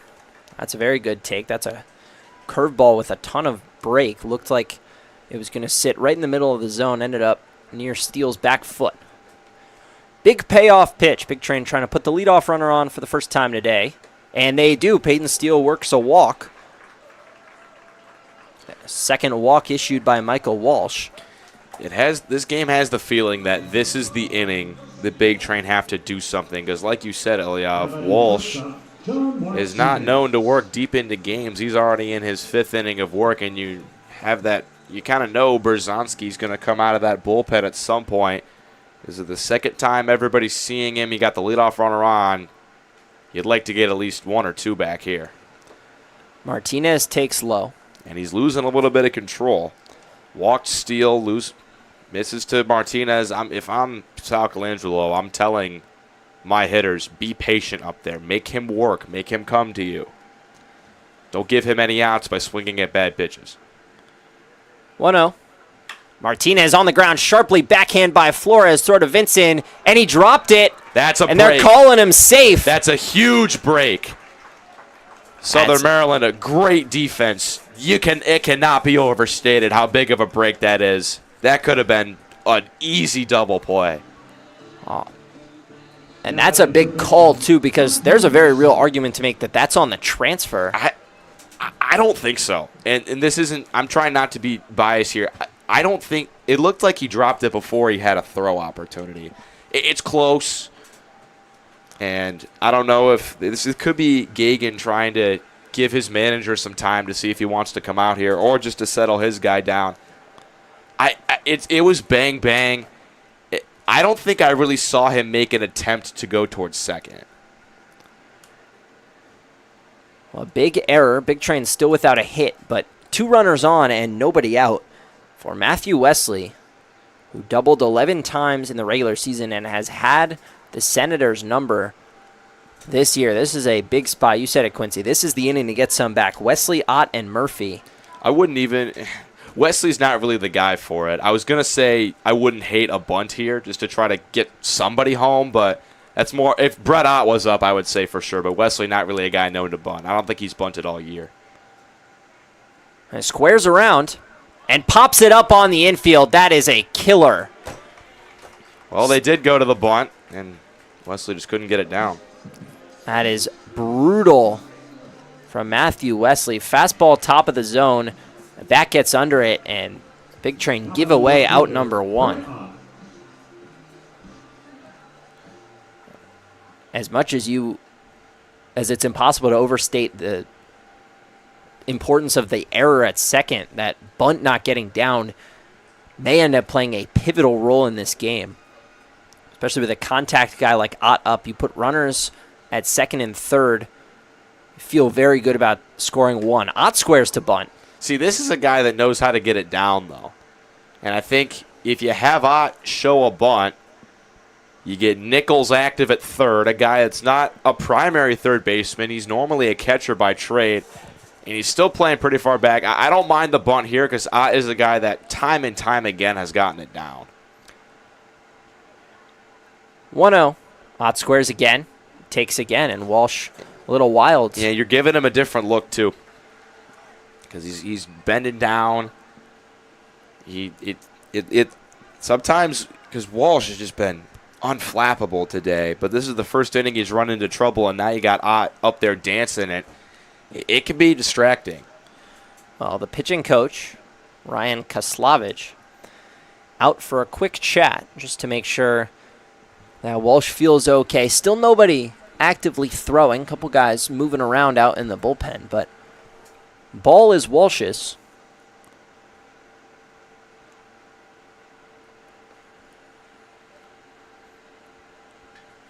Yeah, there's some movement in the Southern Maryland pen. Some guys are stretching, playing with some bands connected to the fence.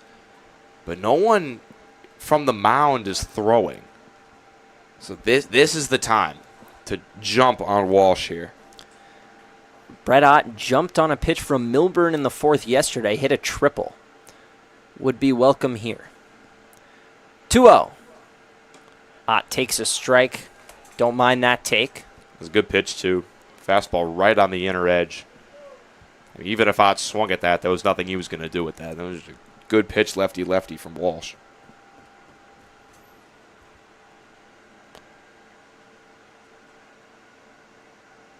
Nichols playing at the cut of the grass at third. Ott squares again, and another wild pitch. And every time he's shown to bunt, the ball has been not even close to the zone. See if he shows here in a 3-1 count. I would. Thinking take. Don't imagine he's going to try to lay one down. You still could. I mean, you can. I would show bunt again. 3-1. Ott squares again, and Walsh finally finds the zone on one of those. The count is full. It was clear that that was a take all the way because that was a pretty good pitch to bunt for Ott trying to lay one down the third baseline, which is what he's done every time he's put a bunt down. Now he's going to be swinging away, but second time seeing Walsh. See if he can time one up. 3-2, big pitch. Walsh kicks. Ott fouls it off. And his on-base skills are up there with some of the best. On base of 500, over 25 walks. He's going to fight to the very end. Walsh is going to have to really earn this out. Payoff. Walsh home to Ott. Pop up on the infield. Flores makes the grab. Infield fly rule in effect. Walsh puts the first two on, but a failed bunt and then a long at-bat that goes Walsh's way. The Big Train are very close to leaving their best threat of the day so far unfinished. Dylan Murphy, the only man to reach base in the first 4 innings, is at the plate. Murphy has struggled with the bat in his hands in the month of July. Hit just 152. Ground ball right side. Vincent to a slide. He spins. He throws. Beautiful glove work to make up for his error. And the Big Train leave 2 aboard. They still trail 3-0. We're halfway home. The 3-2.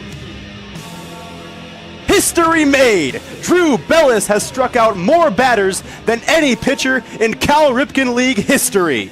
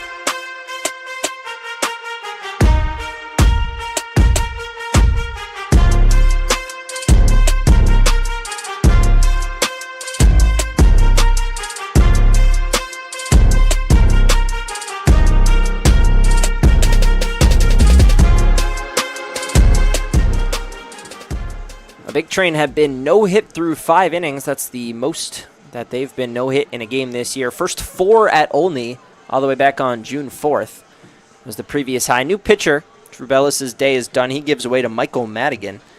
Bellis was pretty good. 4 innings, 6 hits, 3 runs, 1 walk, 5 strikeouts. Got unlucky with the batted balls in the 4th inning, or the 3rd inning, excuse me, and that was the death knell. Madigan looked really good his last time out. He hadn't pitched in over 2 weeks. But on the 21st against the Braves, in a game that was pretty much decided, 1 inning, struck out the side, 3 Ks, and no runners otherwise. Just 1, 2, 3, boom, boom, boom. So you got to have some confidence to put him out here to keep this deficit at 3, but he looked really solid his last time out.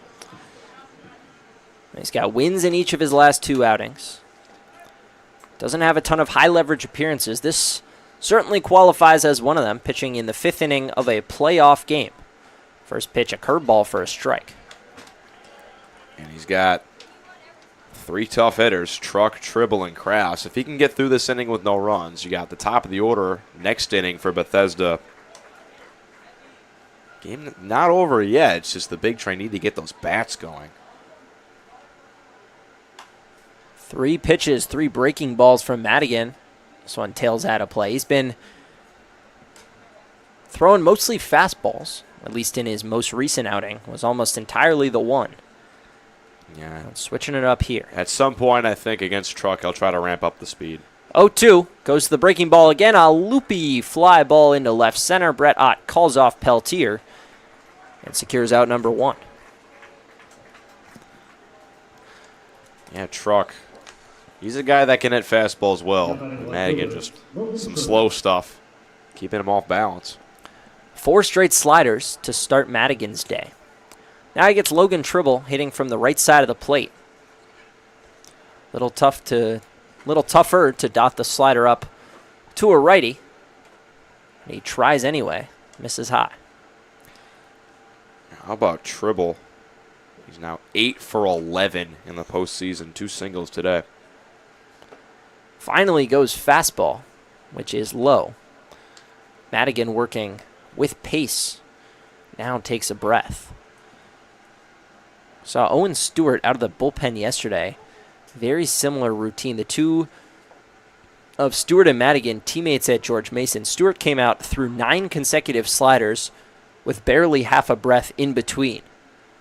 He walked the first 2 he faced, then gave up a single. Madigan retired the first, but now behind 3-0. He's gone fastball on back-to-back pitches.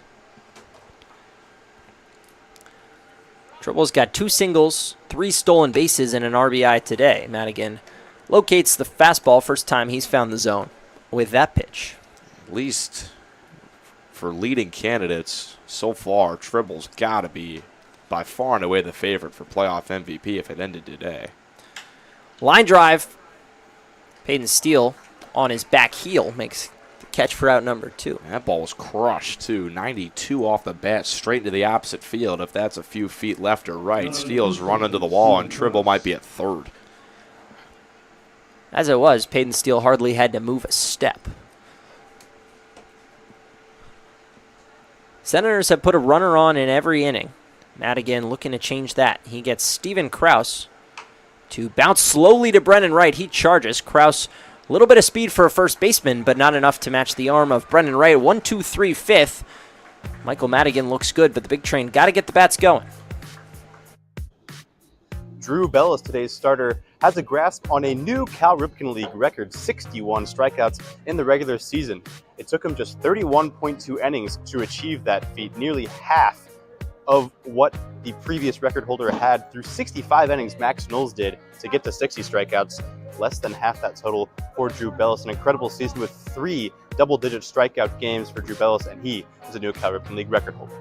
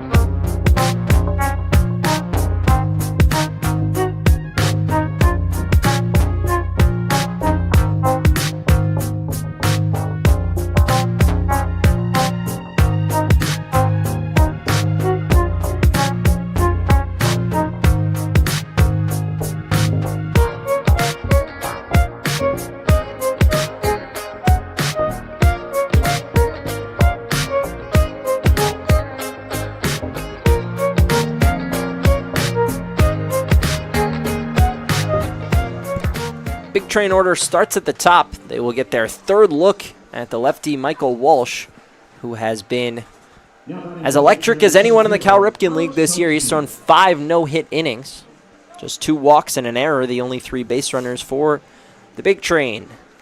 And Berzonski has been warming up in the pen for Southern Maryland, but I think they're content to let Walsh go as long as he wants, but this is the 3rd time he's been seeing the best offense in the league. There was a time to get something started. It's right here. Alex Peltier, Brendan Wright, Josh Skaronski, the top 3 hitters in your order. They are 0 for 6 with 3 strikeouts today. They can flip this game very quickly. See what they do here. 1-0. Peltier so good at bunting for a hit. but misses that time. Nichols is playing really far in at third. I was going to say maybe for the best because Jax Nichols had a beat on that. Nichols is on the cut. See if Peltier continues to try to lay one down.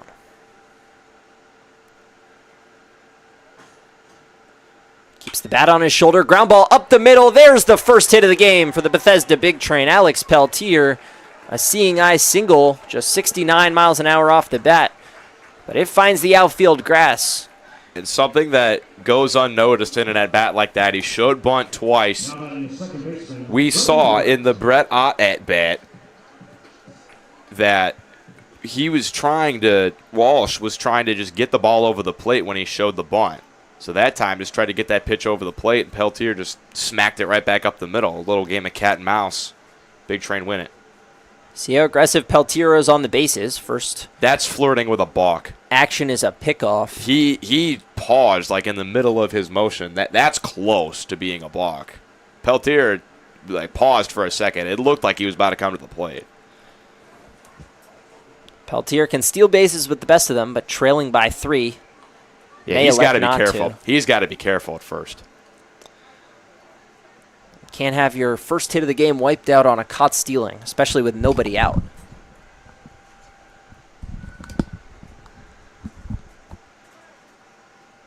Another pickoff. This one has Peltier diving. 3 straight pickoffs towards the Big Train's stolen base leader. You got the middle of your order due up.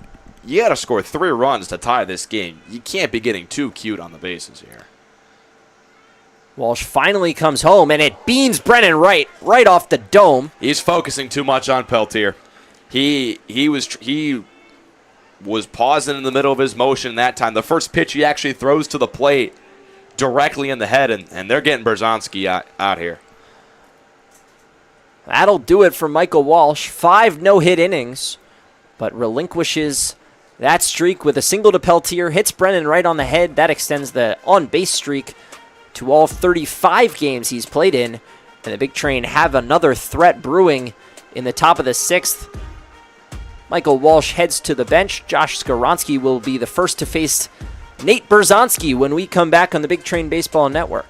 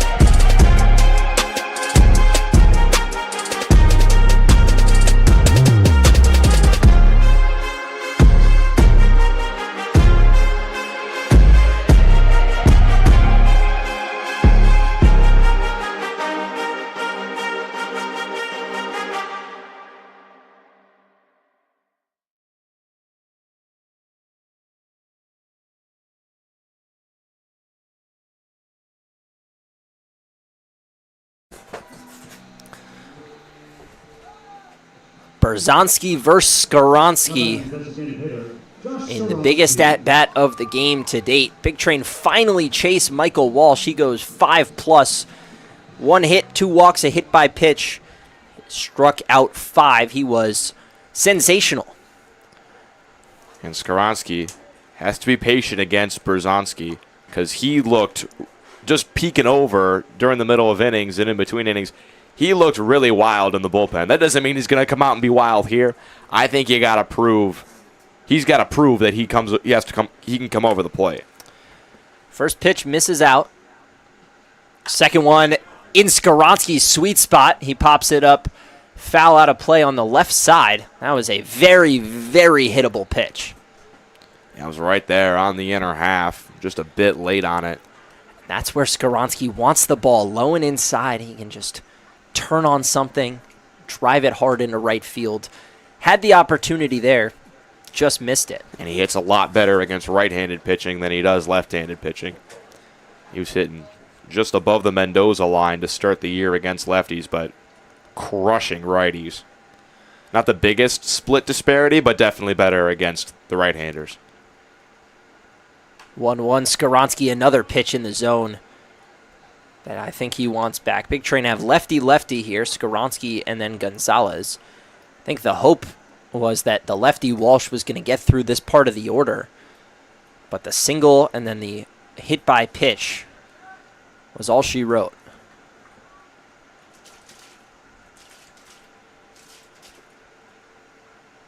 One-two.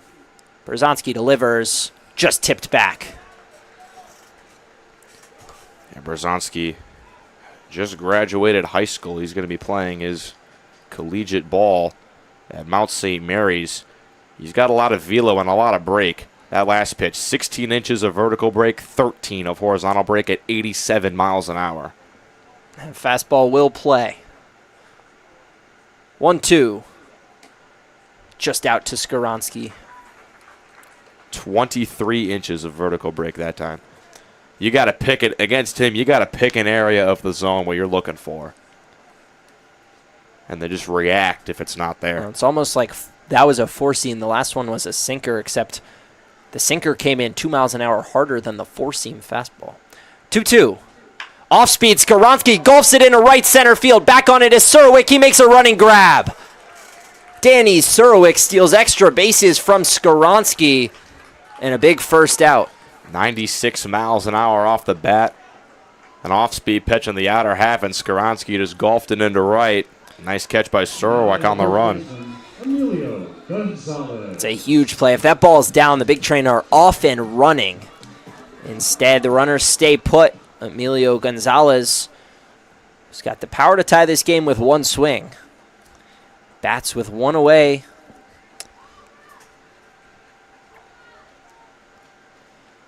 Don't need a home run here. A base hit somewhere will do just fine. First pitch just above the dirt. Gonzalez 0 for 2 today. A strikeout in the second. A ground out in the fourth.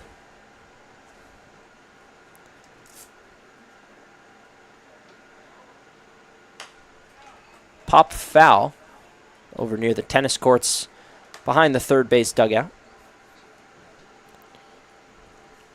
Yeah, Berzonski, a guy with good strikeout stuff, but has walked his fair share of batters. 19 strikeouts to 12 walks in the regular season.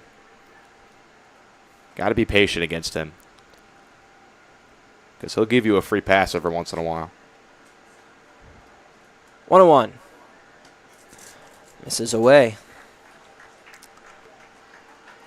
Berzonski in the regular season just a 1.26 ERA. A 192 batting average against. He was fantastic.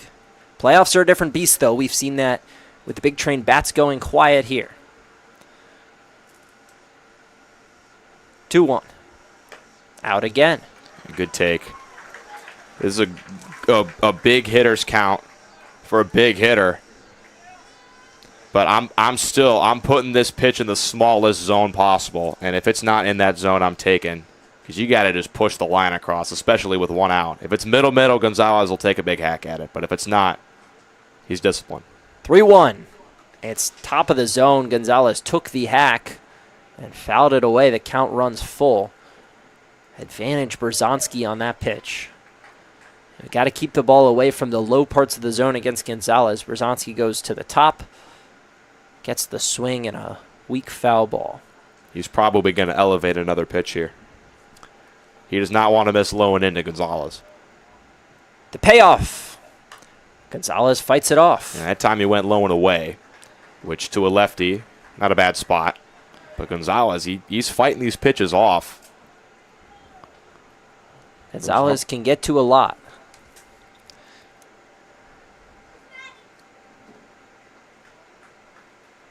Long stare from Nate Berzonski. 7th pitch of the at-bat homebound. It's a fastball, and it's fought off by Gonzalez. Yeah, Berzonski in a rhythm. He's located these last couple of pitches. And Gonzalez getting some grip on the bat. If I'm Gonzalez, I'm walking into that box. I'm calling time. I'm trying to throw Berzonski off his rhythm. But also him getting the tar for his bat could be doing the same thing. Because he looks in a rhythm out there. He's locating these pitches on the outer half. Like, he's not missing to Gonzalez. So maybe a little bit of mind games asking for the tar. I don't know. I could be overthinking this. But still, this is a massive at-bat in this game. Probably the biggest at-bat of the season so far. 3-2 pitch. Berzonski delivers. Ball 4. And he threw the ball. Emilio Gonzalez takes the walk. The bases are loaded for Peyton Steele. Yeah, the first time they threw him off his rhythm, throws a pitch in the dirt. Peyton Steele looking to do some damage. Ground out to short and a walk today. The bases are full for the right-handed hitter out of Alabama, who led the league in doubles. A double would be just what the doctor ordered here. Something to the gap, at least get Gonzalez to third, maybe even score him. But, you know, in the midst of a rally like this, just get on base. I mean, you got Martinez after you, who's been hot in the postseason and as of late. And we thought Berzonski would be the guy they would go to, but Southern Maryland, this is their 3rd game in 3 days. They can't have too much pitching after Berzonski. If they can really get to him, the tide could be shifting in this game. You can really tell in games like this where playoff baseball differs a lot from regular season games. The mind games and just every little pitch mattering so much, it's just elevated with the stakes on the line. Berzonski's looked a little shaky to start. Gave up a scorcher off the bat of Skaronski that was handled. Then walked Gonzalez on an 8-pitch at-bat and misses ball 1 at the eyes of Peyton Steele. I think Steele's got to take till he sees a strike here. You can't be swinging early in the count and get under a fastball or chop a curveball slowly on the ground. 1-0 is a fastball away, and Nate Berzonski has thrown 3 straight balls. A walk scores a run for the big train with the red-hot John Martinez ready to hit. Berzonski offers. Steele pops foul. Yeah, I don't mind taking a cut there. I know I said take till you get a strike, but I mean, if there's any pitch he was going to get to hit, it was going to be there. Steele loves to hit the pitches at the top of the zone. That one maybe a little farther inside than he prefers. He likes to get that bat head extended. Berzonski's got to be careful. 2-1. The best big train threat all day. Steele pops it up again, foul. That was a middle pitch. He missed that one. Big Train have missed a couple of those today. Berzonski looking for that big second out. If he can get it up by the strikeout, he can avoid a run crossing the plate. A ground ball could end the inning as well.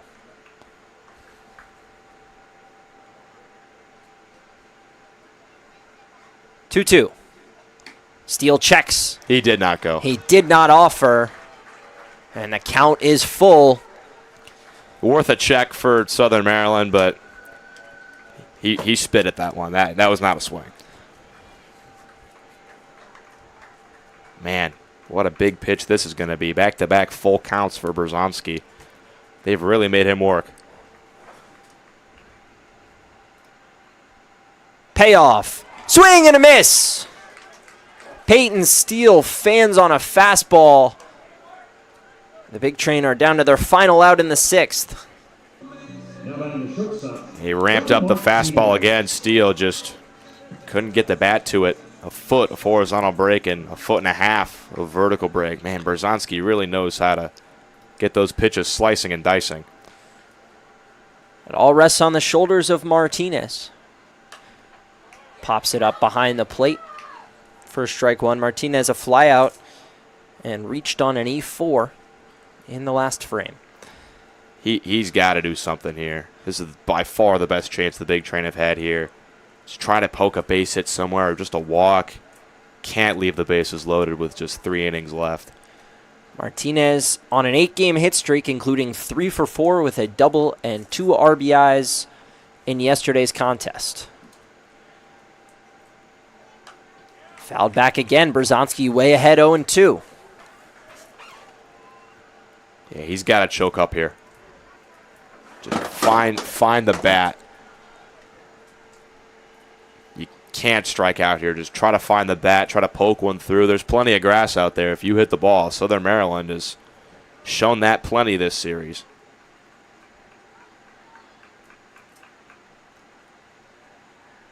(0-2). Martinez on a line sharply, charging his truck. He dives, he won't get there. Going, Emilio! 1 run scores. Brendan Wright coming around to score. Emilio Gonzalez gets the wave. He scores easily on the third. John Martinez, a game-tying triple. Adam Truck cannot let that ball get past him. You have to feel that on a hop. I know you have the chance to end the inning. That dive cost him immensely. You got to at least feel that on a hop and try to get right at home. You can't let that get past you. Shirley Povich field has come to life. John Martinez, the spark that the Big Train needed. This game is tied at 3. Wow. Matthew Wesley now has a chance to push across the leading run after all we've talked about, the dominance of Walsh, the Berzonski looming. The Big Train spark a much-needed rally. They are right back in this thing. And how about the revival of John Martinez? Extends his hitting streak to 9. He is back to his best form, the form that the Big Train thought they had at the start of the year, which he opened on a 6-game hit streak. Struggled from then on, but is back with a vengeance. 0-2 to Wesley. Ball outside. Berzonski nodding his head. He likes that pitch. And he's got to lock in. I mean, a poked base hit here from Wesley gives Bethesda the lead.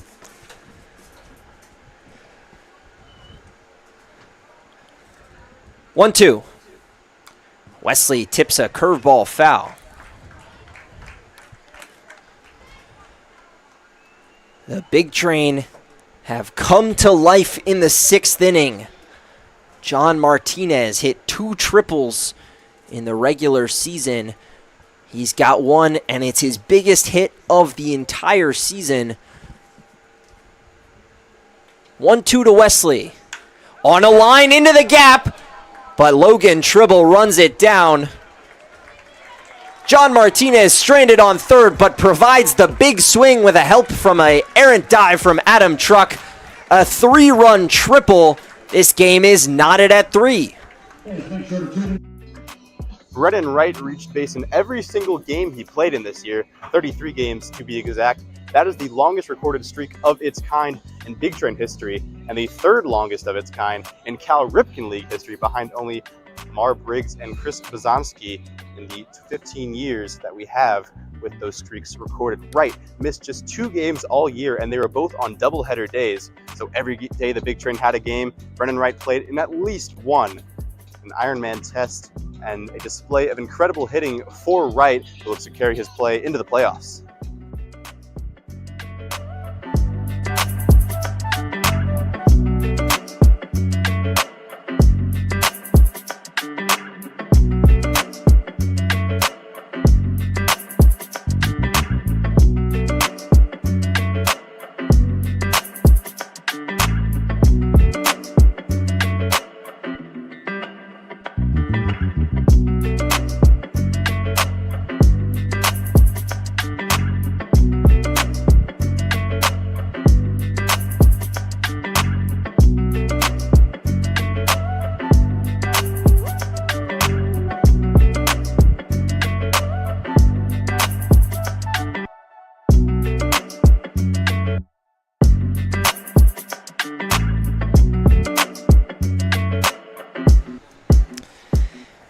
Michael Madigan, a tough act to follow. John Martinez, the big swing, a 3-run triple. Big Train have just 2 hits today, but this game is tied at 3, shaping up to be a doozy. That inning took forever. Big Train grinding out at bats, loading the bases, pushing Berzonski to his limit. We mentioned this during the break. Madigan was out there throwing in the bullpen just to stay warm. He's got to dig deep here and keep the Senators at 3. Well, first pitch of the 6th looks sharp. Slider at 76.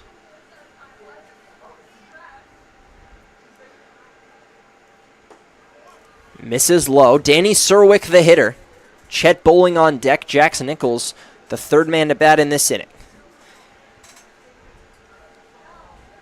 A brand new ball game at Shirley Povich Field. And the bullpens will have the ball the rest of the way. Michael Madigan was pitched a 1-2-3 first inning. A fly out, a line out, and a ground out. And Serwick, the 5th hitter, which means the top 4 for Southern Maryland not up for a while. Ideally, Madigan gets through the rest of this order and you get a new arm out there to face the top. Well, and this is a huge half inning for both teams. If you're the Big Train, you finally regain that momentum that was lost since the top of the 9th yesterday. You have to keep the game tied. Give your bats a chance to hit with a little bit of juice flowing. 3-1 is a walk. Leadoff man aboard. 2nd time Serwick has been on today. And the 5th walk that he's earned this playoffs. Chet Bowling to bat. Madigan does have a tough act to follow. You were right at the start of this inning. He's got to dig deep. It's tough to go out after a real long inning like that in a pressure spot. It's a big cut from Chet Bowling. Comes up empty there, but that swing looks good from Bowling. It's obvious he's not a golfer. Got that sweet baseball swing, 0-1. He's behind in the count. Madigan picks off towards first.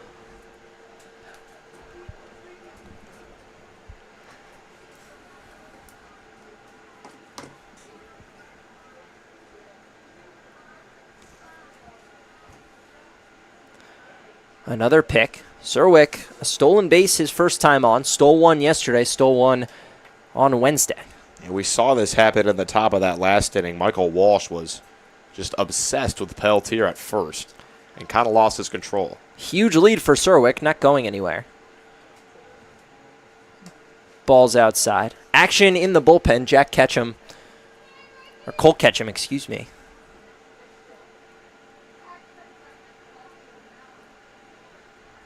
One.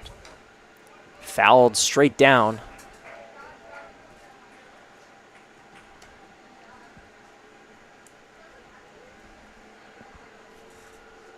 Big pitch here. Can't let the first 2 runners get on, especially from the middle of the order. This is definitely the weaker part of Southern Maryland's lineup. A clean inning would be huge.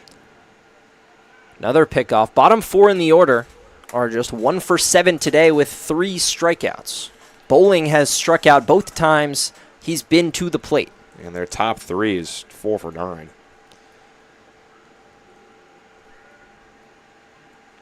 1-2. Madigan taking his time, now kicks and deals. High fly, but not too deep. Brett Ott tracks back, now charges in. Makes the catch for out number 1. You know, you mentioned how he's not a golfer. Well, he had to golf that ball to even get to it. A lot of run on that pitch from Madigan, and Bowling went below the zone and got it, but just not a good pitch to drive. Hangs up for Ott. At that ball, 250 feet. That's about 70 yards. Call it a pitching wedge from Chet Bowling. Swing and a miss from Jax Nichols. A good pitch there by Madigan. Starts Nichols with his eyes up. Fastball, top of the zone.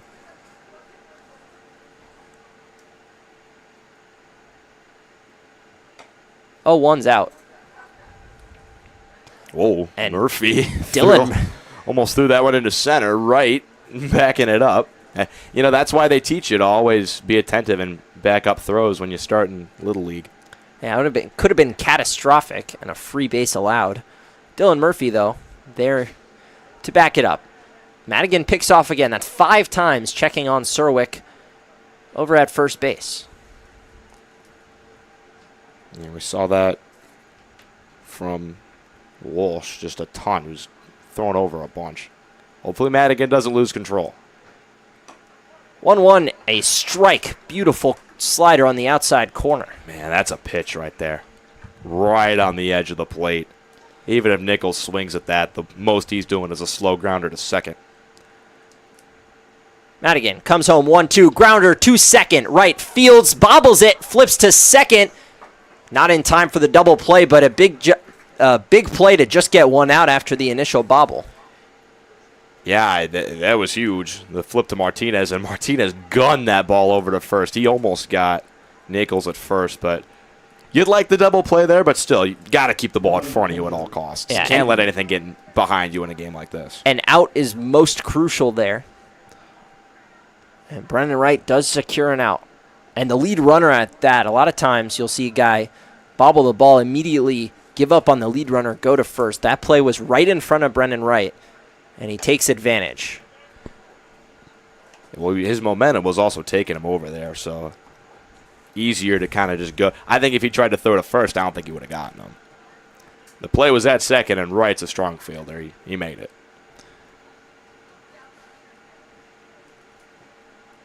Madigan home. Jack Gagan, the hitter. Watches ball 2 go by.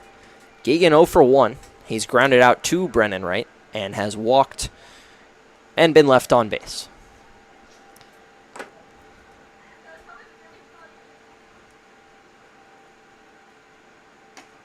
Big bender for a strike.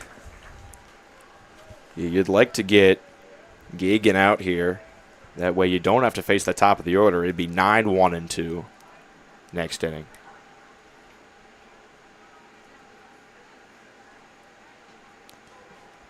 The pitch just misses.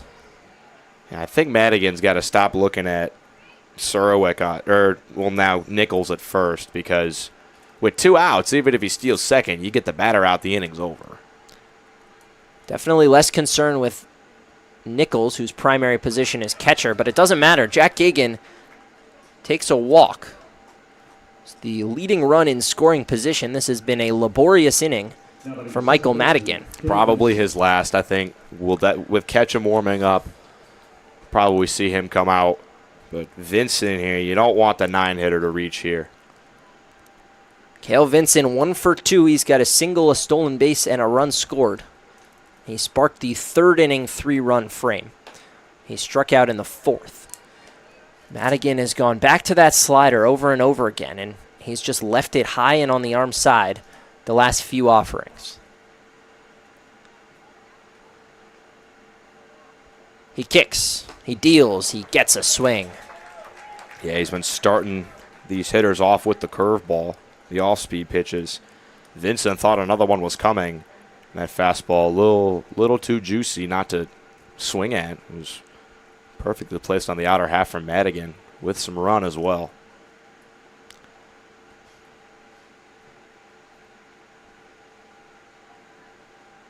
One. That misses outside. Jax Nichols and Brendan Wright dancing the tango over there at second. He's been throwing Vincent everything away. I'm coming inside. I would try to jam him here. I don't want him poking something into right field. Well, Madigan turns around and tosses over to right. Nichols has been leaking pretty far off second base. Gets back in plenty of time. 2-1. Ground ball on hard. Martinez to the slide. He thinks about third, now throws to first, and he nails Cale Vincent. What a play. John Martinez double pumped, but got out number 3. Big Train strand a pair of walks, and we're all tied up. Going to the late innings. Don't go anywhere. Quincy Bell takes over on play-by-play once again. The Cal Ripken League has been around for 21 years, but no one had ever won a triple crown, winning a batting title, hitting the most home runs in the league, and driving in more runners than anybody else. That is Until now, Emilio Gonzalez did it this year. He pounded 5 home runs, 3 of them coming in the last week, claimed a share of the home run king title. Also drove in 41 runs. That was 12 more than second place, his teammate Logan Panett. Also hit .418 on the year. That ties for the 5th highest batting average in Cal Ripken League history. An incredible season for Gonzalez, helped out by a scorching hot final week of the season, earning him the first Triple Crown in Cal Ripken League annals.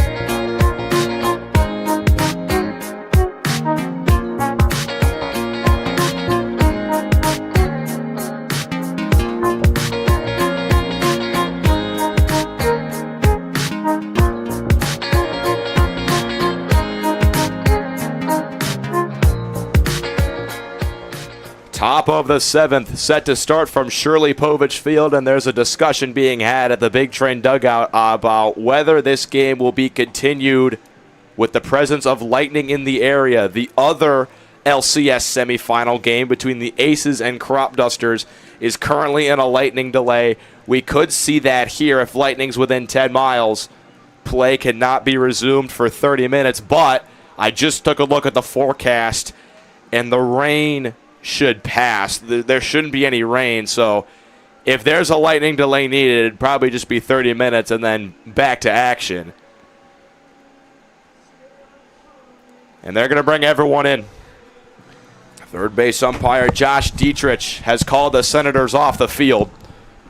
So it looks like we're going to have a lightning delay for 30 minutes, a la Game 7 of the 2016 World Series, when the Cubs and then Cleveland Indians were tied at 6 going into the 10th inning.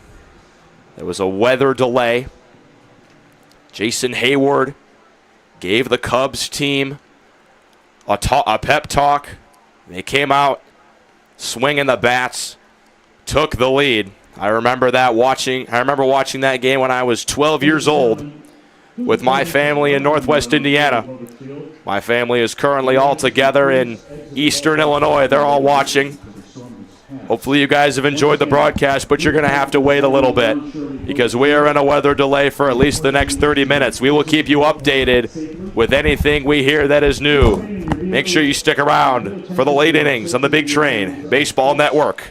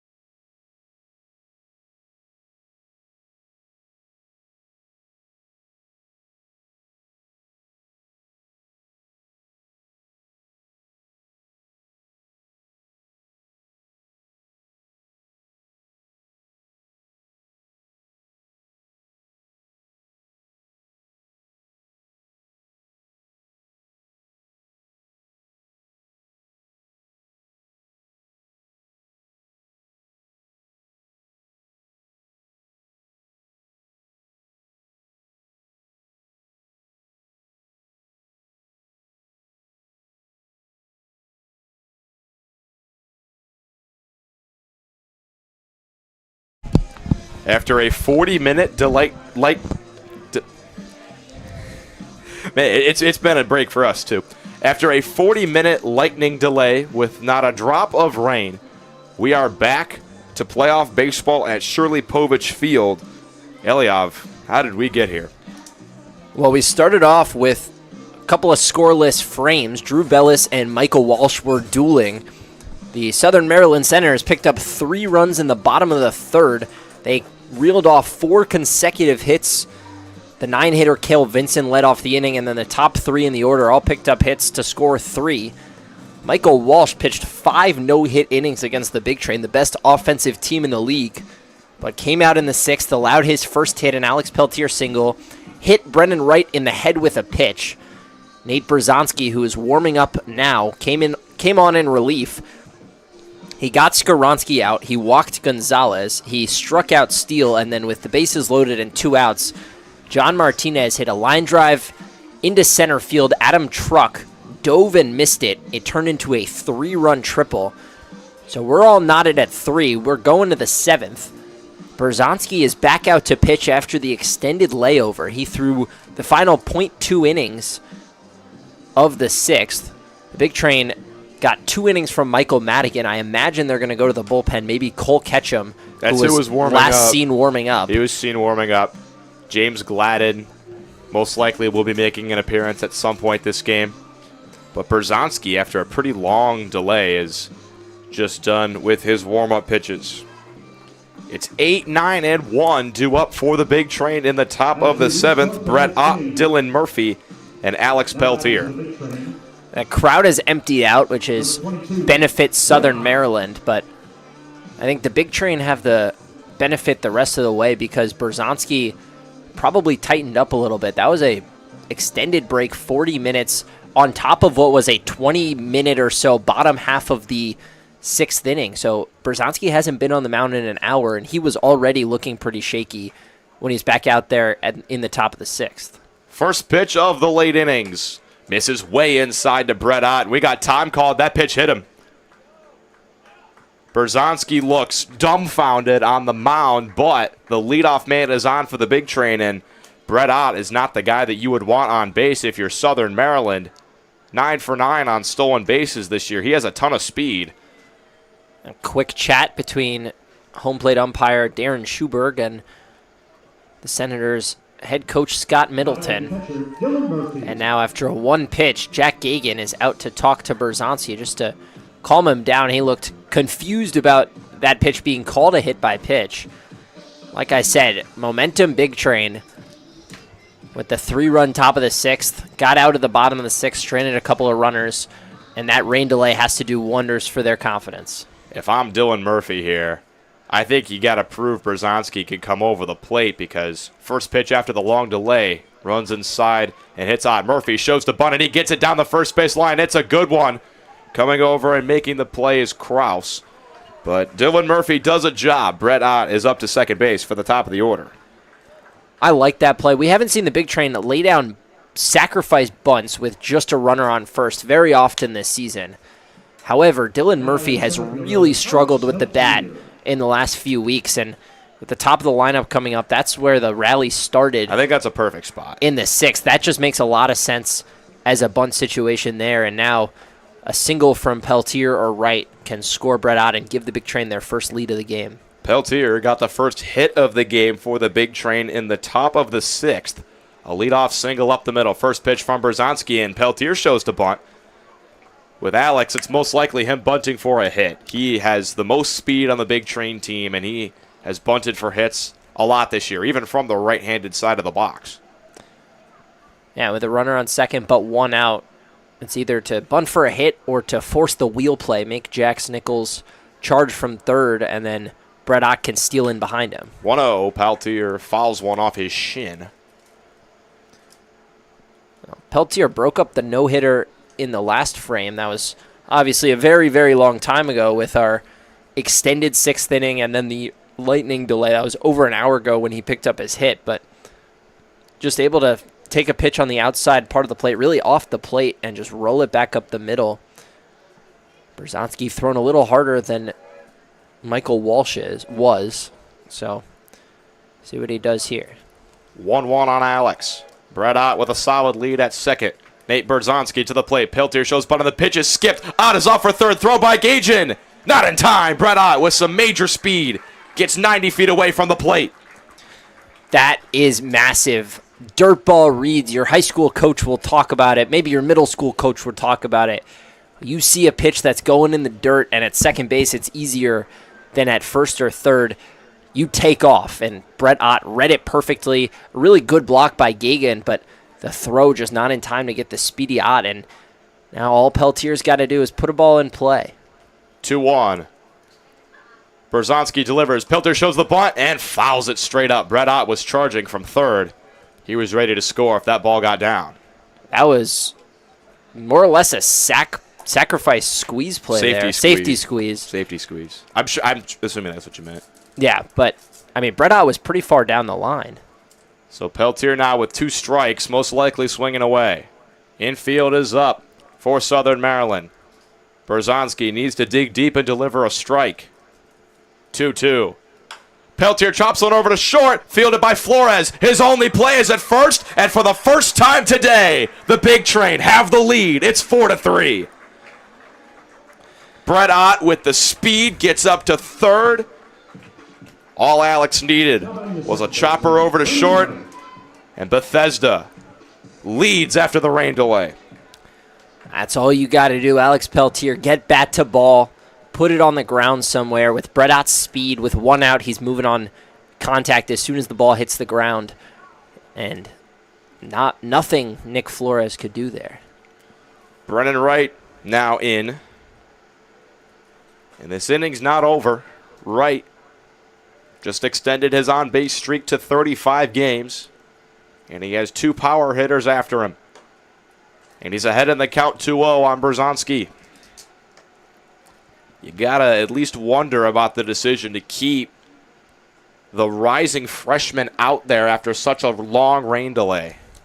I think you got to trust your guns, and Nate Berzonski was the best pitcher the bullpen had in the regular season.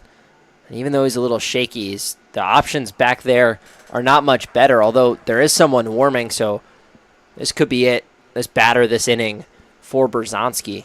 A lefty is out in the Southern Maryland bullpen throwing some pitches.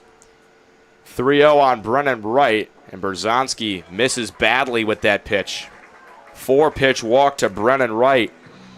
And now the Polish hammer, Josh Skoronski, steps to the plate. And Southern Maryland has seen enough. Berzonski's day is over. New pitcher out of the bullpen when we come back on the Big Train Baseball Network.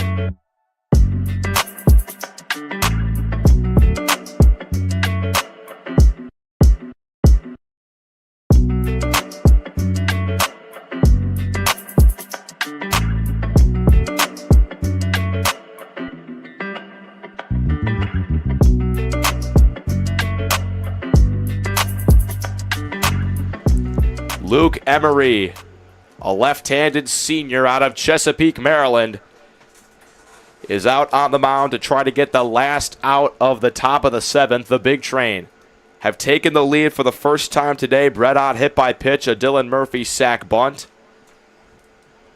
Ott later took third on a pitch in the dirt, and then a ground ball by Alex Peltier scored the 4th run for Bethesda, and Brennan Wright saw a 4-pitch walk after that. Nate Berzonski's day is done to the tune of 1 2/3 innings pitched, walked 2, gave up 1 hit, and at least 2 earned runs.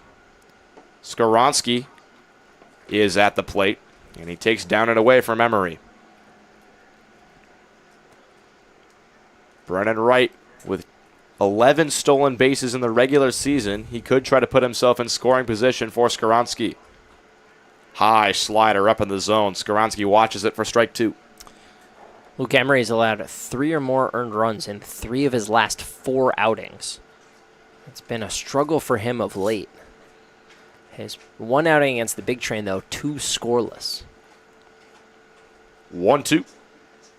Skoronsky just able to foul off that front hit breaking ball. Good reaction time there to see that that pitch was going to be in the zone, and he got a bat to it, fouled it away. Emery, a 2.59 whip. He struggled with the walk this year. 10 walks to 10 strikeouts. Opponents are hitting .373 against him. This could be a position where he's put in a lefty-lefty spot just to get Skoronsky off. For second is right. Skoronsky chops one foul. But you got Skoronsky and Gonzalez up right now, 2 lefties. I don't think we're going to see Emery out there for a second inning of war. This is a situation where you put the lefty on the lefty to try to get the final out. It's worth noting, and I think that's a valid opinion, good process, worth noting that Emery hasn't had any outings of shorter than an inning. So we'll see. I think that makes sense, especially in a playoff format. Skoronsky grounds one through the hole for a base hit. Was jammed on the fastball, but that ground ball had eyes through the 5-6 hole. And in steps the Triple Crown winner, Emilio Gonzalez, with a chance to break this game wide open. Just complete reversal of fortunes if Gonzalez can get a hold of one. It's now the Big Train who are getting all the batted ball luck. They've gotten some close calls on pitches. The Brett Ott hit by pitch, a couple of spiked, or the 1 spiked pitch. And first pitch way over the head of Gonzalez. That curveball slipped out of Emery's hand. And Skoronsky, who laced one into the gap and was robbed of extra bases by Serwick in the 6th, now sees one through the left side. 1-0. Misses down and away. So he misses arm side with the curveball and then pulls the fastball away. 2-0. You got to imagine Gonzalez will see a juicy pitch to hit here. We'll see if he has the green light. I'd imagine he does. Popped up foul down the line and left. This ball will get out of play and into the Big Train bullpen. Actually hit off the netting and then came back down the line. So Tribble will go chase it and flip it over the fence. 2-1 on Emilio. He scored the tying run in the 6th inning. Scored all the way from first on that triple by John Martinez. 4-3 Bethesda, top of the 7th. Gonzalez pops one in the air, shallow center, truck racing in, he loses his hat, and he finds the ball in the lights for the 3rd out, but Bethesda has the lead for the first time today. 4-3 as we stretch from Shirley Povich. Hide Adatui had a bulldog start yesterday, going 6 innings, giving up 10 hits, but just 2 runs. Continue his string of excellent pitching that has dated back to his first outing. 27.1 consecutive scoreless innings to end the year, and a 0.31 ERA in total. That is the 2nd best qualified earned run average of any pitcher in Cal Ripken League history, behind only a Big Train pitcher who had a 0 ERA throughout a full season. Hide also gave up a 132 batting average against. That is also in the top 5 in league history. An incredible season for Adatui. Hopefully he gets another start in the postseason.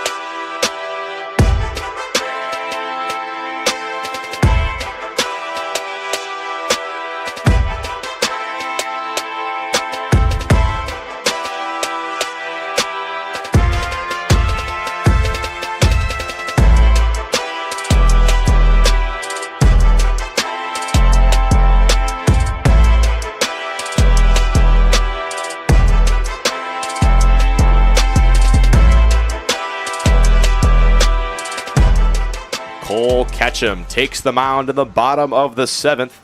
The sophomore from West Point, Mississippi, has a 2.5 ERA on the year, 1 save, a 1.29 batting average against, and as a reliever has an ERA of 1.08. Yeah, just the one start, like Brashear yesterday, has made just one start. It was not good, 1.2 innings, a hit, 3 walks, 3 hit by pitches, 3 earned runs, and a loss. But out of the bullpen has been lights out. He has the tough part of the order to face for Southern Maryland. Nick Flores, Adam Truck, and Logan Tribble step in. Those 3 are a combined 4 for 9 today. Deep breath from Ketchum. First pitch. Slider just misses up and into Flores.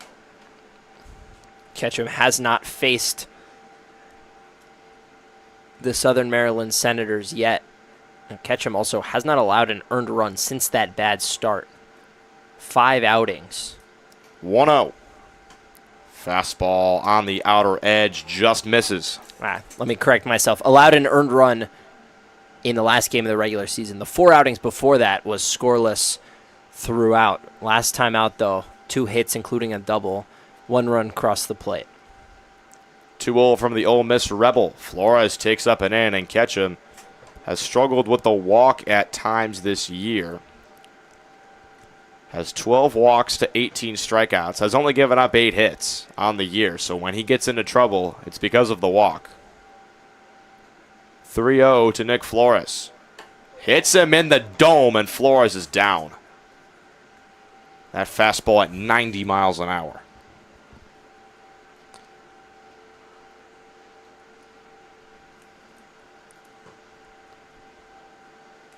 And Flores still down. You got to hope he's okay. Trainers out, coaches out. It's a scary moment. We're going to step aside on the Big Train Baseball Network.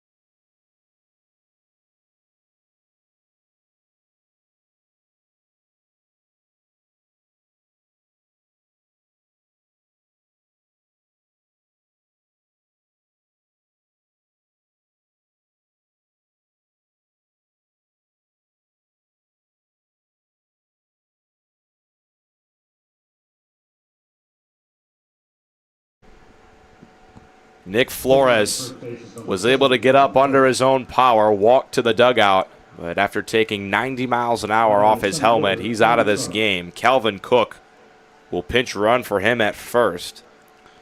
The more important thing is that Flores was able to get up. He's okay. Adam Truck showing a bunt early, trying to move Cook to second. That ball gets away. Fastball misses inside from Ketchum, and Cook strolls into second. That negates the need for a bunt, and now Truck pretty free to swing away. He's already got an RBI single in this contest. Ketchum needs to find his location. That pitch where he hit Flores in the head, that was a 3-0 count. He's thrown 5 straight balls out of the bullpen. Truck still showing bunt, trying to get Cook to third. Gonzalez all the way in. Truck takes a fastball for a strike. First strike Ketchum is thrown. Matthew Wesley has to stay put at third. And it's going to be up to either Brennan Wright or Cole Ketchum to wheel to first if Gonzalez is all the way in front of the plate. Well, it'll be Wright because Ketchum has to defend the third baseline. You can see Wright shading a little bit towards first base. Truck swinging away, pops one into shallow center. Pelter coming in, full speed ahead, settles under the ball and makes the catch. Big first out. Ketchum, fastball in on the hands. 88 miles an hour on the sinker. Just able to handcuff Adam Truck and get the softest of flyouts and shallow enough that Cook can't go anywhere. Calvin Cook, the pinch runner, has 6 stolen bases on the year. He played yesterday against the Big Train, went 1 for 5 with 3 strikeouts. He replaces the shortstop Nick Flores. Cook is an infielder. I'd imagine he goes in place of Flores on the defensive side. First pitch to Logan Tribble, misses inside. Tribble hitting .750 in the playoffs. 8 hits in 12 at-bats, including 2 for 3 today. Ketchum set.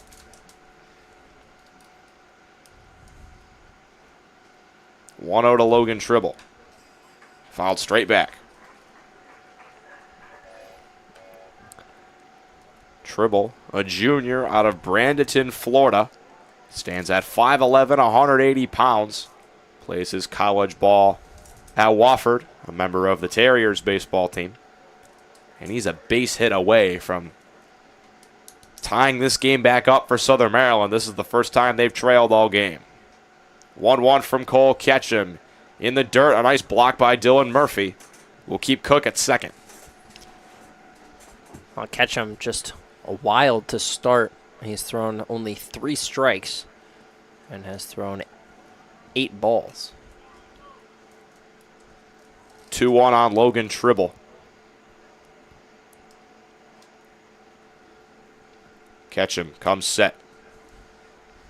Pauses, takes his deep breath. Kicks and fires. Popped up in the air over to left. Straight away. Brett Ott settles under it to make the catch. That fastball with 14 inches of horizontal break running straight in on Logan Tribble's hands. And all he could do was deliver a weak pop-up to left. Same thing as the last one to Truck, just to a righty instead of a lefty. Gets it right in on the hands, this time off the plate on the inside. And Tribble was committed to the swing. Steven Krause, 0 for 2 today.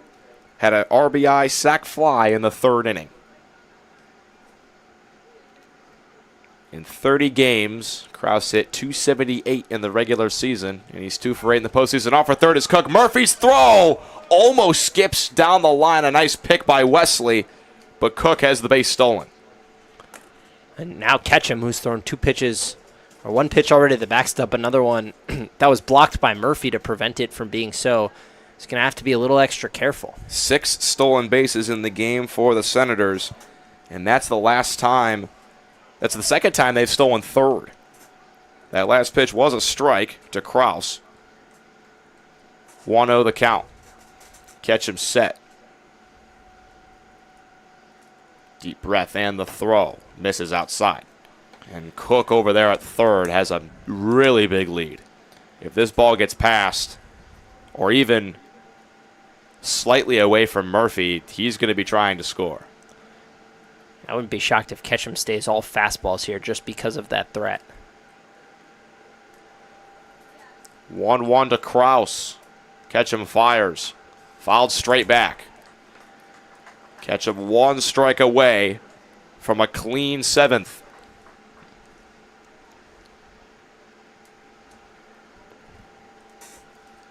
One-two on Steven Krause.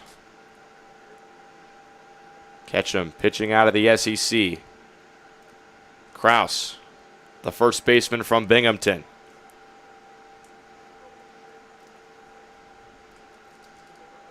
1-2. Looped over to short. Martinez jumps, and it's just off the end of his glove. Kraus, an opposite field base hit, ties this game at 4.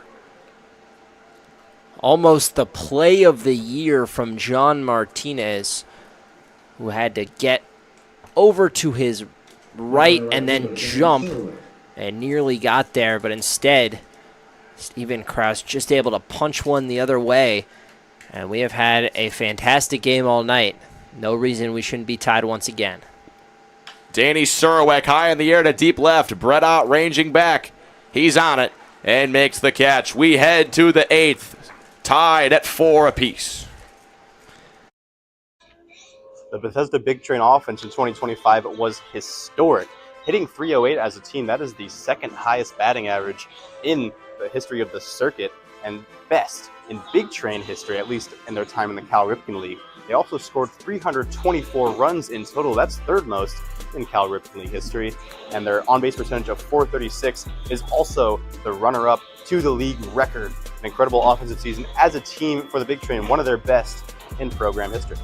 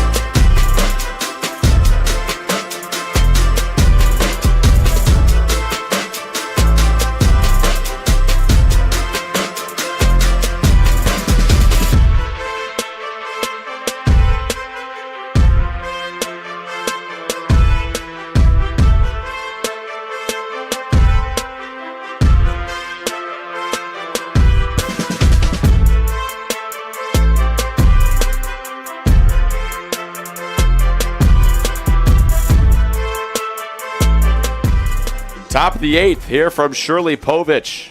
We've played 7 innings and no advantage for either side. We're all tied at 4. Luke Emery, who got the 3rd out of the 7th inning, will stay out for the 8th. The lefty will face 3 righties, Peyton Steele, John Martinez, and Matthew Wesley. First pitch, fastball misses outside. I said it at the top of the broadcast, the later this game gets, the more it favors the Senators because they got last ups. 1-0 to Steele. Line just fouling Galvin Morris. The third base coach had to duck for cover. He's still down. I'm sure he's somewhat pleased with his 5-hitter hitting the ball that hard.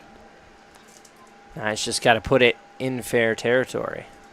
1-1 from Luke Emery. Steele swings and misses. Changeup running down and away from Steele. A very nice pitch from Emery. 1-2. Steele 0 for 2 today with a walk. Takes a fastball outside. Emery, a 6-foot, 205-pound left-hander from Binghamton University. He's a rising senior. 2-2. Steele takes in the dirt. Full count. We saw Brett Ott get hit by a pitch to lead off the 7th. He later came around to score. Steele grounds one slowly up the third base line. Charging is Nichols. Throw on the run, not in time. Peyton Steele beats it out. That's a way to get an inning started. Talked a little bit about batted ball luck. Southern Maryland was getting all of it to start, but the Big Train pick up a little revenge here. Peyton Steele, a single beat straight into the ground. A defensive substitution to note. Calvin Cook takes over duties at shortstop after pinch running for Nick Flores, who got hit in the head. Martinez shows a bunt, pulls it back, but the fastball's called a strike. We saw Dylan Murphy bunt Brett Ott over to second in the 7th inning. Martinez trying to do the same thing. Third baseman Nichols playing up. Martinez can't get that one down. Pitch was low and in from Emery. Martinez almost saved the lead for Bethesda in the bottom of the 7th. Came inches away from making a jumping catch, but Steven Krause able to push the ball into left field. That fastball runs inside and hits Martinez. A costly hit by pitch for Emery, and the first two have reached in the 8th. Just like we saw in the bottom half of the last inning where the Senators and Adam Truck were squared around a bunt, and then a wild pitch made that a non-factor and allowed the runner to get to second anyway. The same thing happens here. Wesley has that pitch run in on him, and did that hit him? Doesn't look like it, but so. Southern Maryland's going to have a talk with Emery and say, hey, man, you got to get this ball over the plate. Yeah, it's a couple of wild pitches in a row. Lucky that Jack Gagan able to block it. Matthew Wesley tried to lay down a bunt in the 5th inning, and he popped it up right to the first baseman, Krause. So clearly they still have confidence with him to try and bunt. But Wesley's a guy who hits really well against left-handed pitching. I'm a little surprised they don't want him to swing away here. Yeah, I was going to say, less surprised that they don't want him to swing away and more surprised that they want him to lay down a bunt after how the last attempt went. His infielders are ready for it. So any pop-up is likely to be caught, and the first one was a supremely poor attempt. He shows again, pulls it back. Emery misses with the fastball on the arm side. And we'll see if Wesley's even bunting at this point or if he's just showing to take, which might be the possibility. We've seen Big Train pull it off a couple times where pitchers just haven't been able to find the zone when they square around a bunt. Oh, Krause is playing really far up. If he's able to get there in time, you might see him go to third. Wesley pops it up again, but just out of the reach of Krause. I'd take the bunt off right now. I agree. I 100% agree. Wesley already popped out to first, nearly did so again. You got a strike on you. I would take the play off and let Wesley swing the bat. You got nobody out. Runners on first and second. He's still bunting. This time, chops one foul down the third base side. There are worse outcomes. I mean, you'd love to see Wesley get the bunt down there. But given how close he came to disaster for the second straight time, I don't mind a foul ball and letting him swing even with 2 strikes. 2-2. 2 on. Nobody out. Top of the 8th in game 2. Wesley takes high and away. Full count. Steele at second. Martinez on first.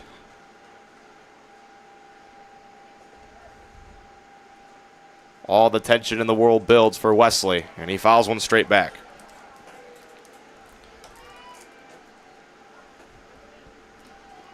The Virginia Tech Hokie locked in a battle with the Binghamton Bearcat. Emery set at the belt. Another payoff.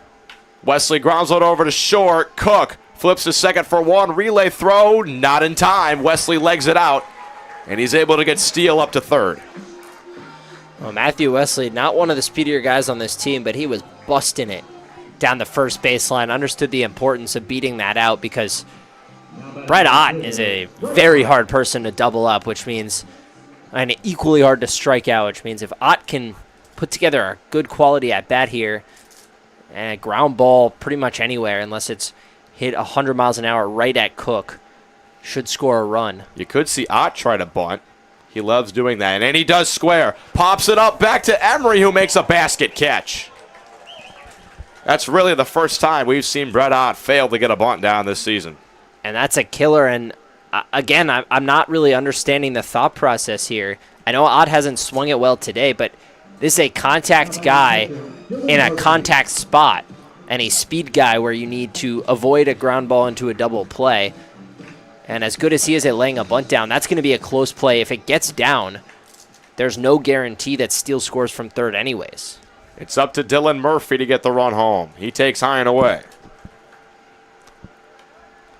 Murphy started this year as the backup catcher to Jacob Hawk, but Hawk has not played in 3 weeks with a wrist injury, so it's been his backstop as the primary catcher. Coming out of FAU, hit really well with how good his bat was. They were considering making him the starting catcher anyway. He has come to Bethesda and really impressed. Kicking the fire from Emery. Murphy grounds one over to second. Gloved by Vincent. He throws to first for the third out. The Big Train leave runners on the corners. We're tied at 4 as we head to the bottom of the 8th.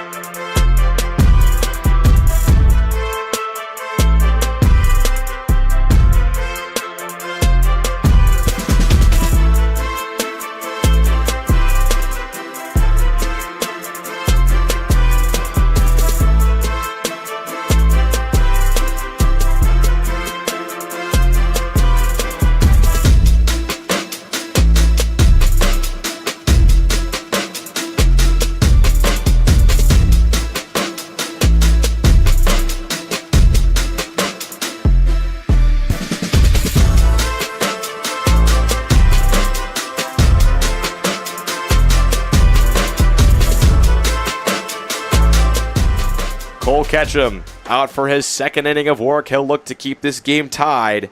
Heading into the 9th, he has 6, 7, and 8 due up for Southern Maryland. Chet Bowling, Jax Nichols, and Jack Gagan. We have had a fantastic game today. Here from Shirley Povich. Southern Maryland broke the scoreless tie in the bottom of the 3rd, and they pushed across 3 runs. In the top of the 6th, a 3-run triple with 2 outs off the bat of John Martinez tied this game at 3, and each team put across 1 run in the 7th. That's how we got to this 4-4 score. First pitch from Ketchum to Bowling.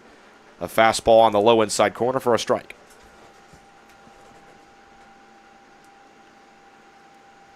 Oh, 1. Ketchum set, takes a deep breath, kicks and fires. Bowling, swinging a foul.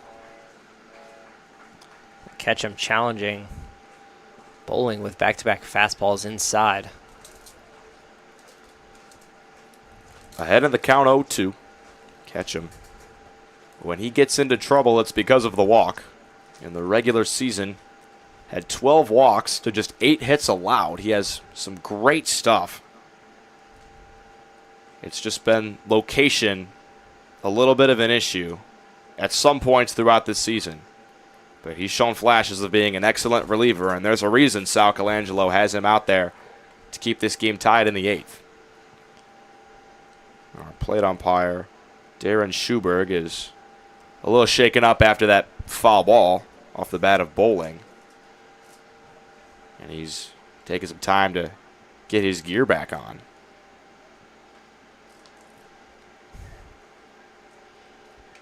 Alongside Eliab Brooks Rubin, I'm Quincy Bell.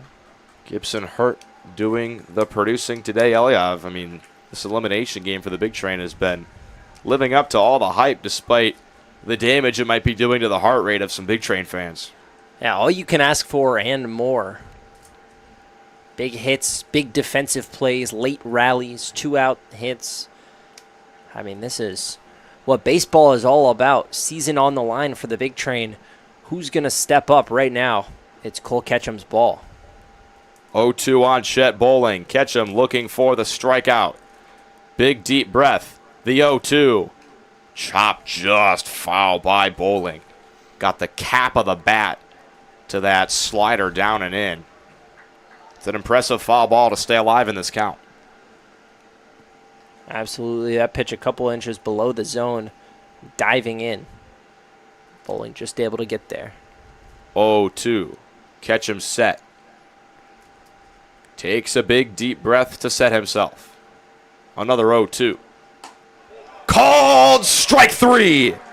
Chet Bowling watches a fastball on the outer edge. A beautiful pitch from Ketchum. And there's one gone in the 8th.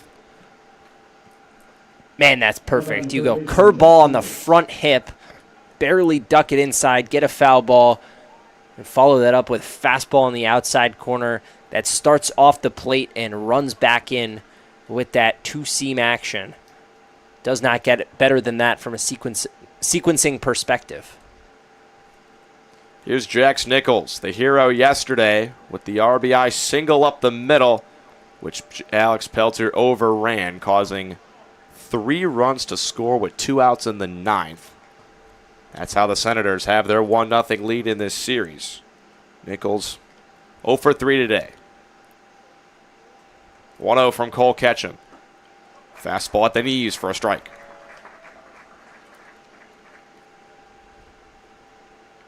Ketchum has a routine. Every single pitch, he comes set, takes a big deep breath to set himself, and then rears back with high velocity on the fastball. That one misses just low.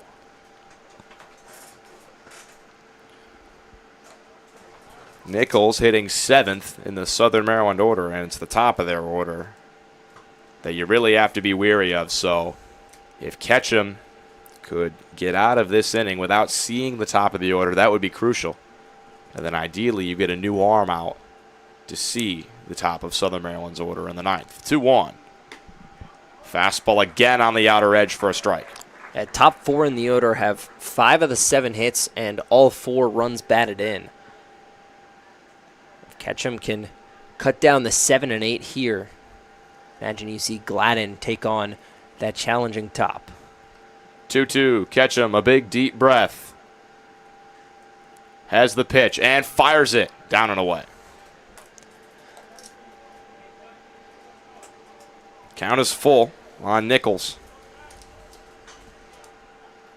There's not too many outs left to work with in this game. Every pitch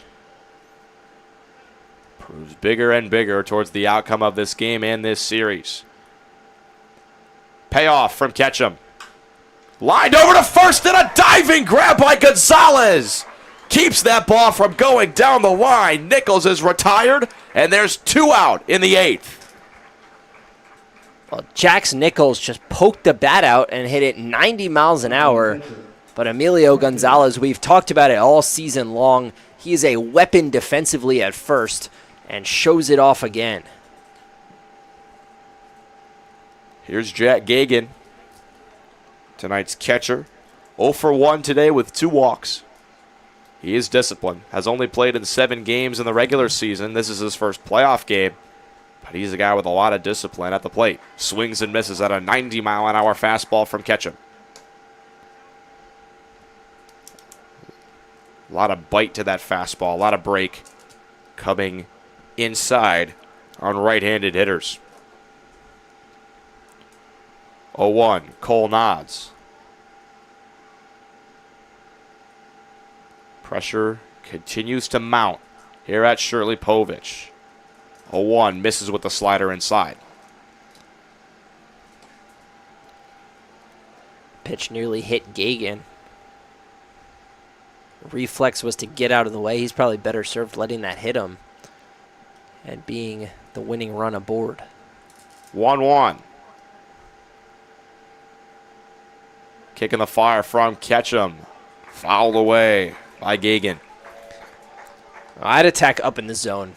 Fastball, top of the zone. Gagan swung under a couple of pitches and barely got in the bat to them. If you go fastball, letters or above, Thank you. Very good shot. You get a swing and a miss. Top of the order, due up for the big train in the 9th. You'd like to get out of this inning without seeing the top of the Senators' order. 1-2. Ketchum to Gagan. Grounded over to short. Martinez. Fields throws on the run. In time. We head to the 9th. Tied at 4 in Game 2. Find out what happens next on the Big Train Baseball Network.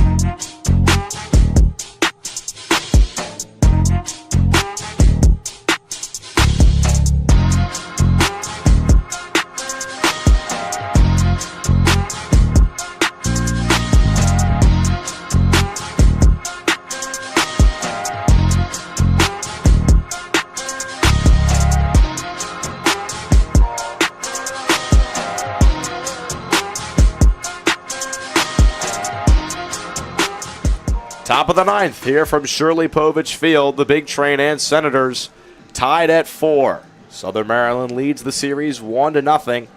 And in this best of 3, Bethesda needs a win to keep their season alive. Luke Emery still out on the mound. He got the final out of the 7th inning. Worked out of trouble in the 8th. And now he faces the top of the order for the first time today. Alex Peltier into the box.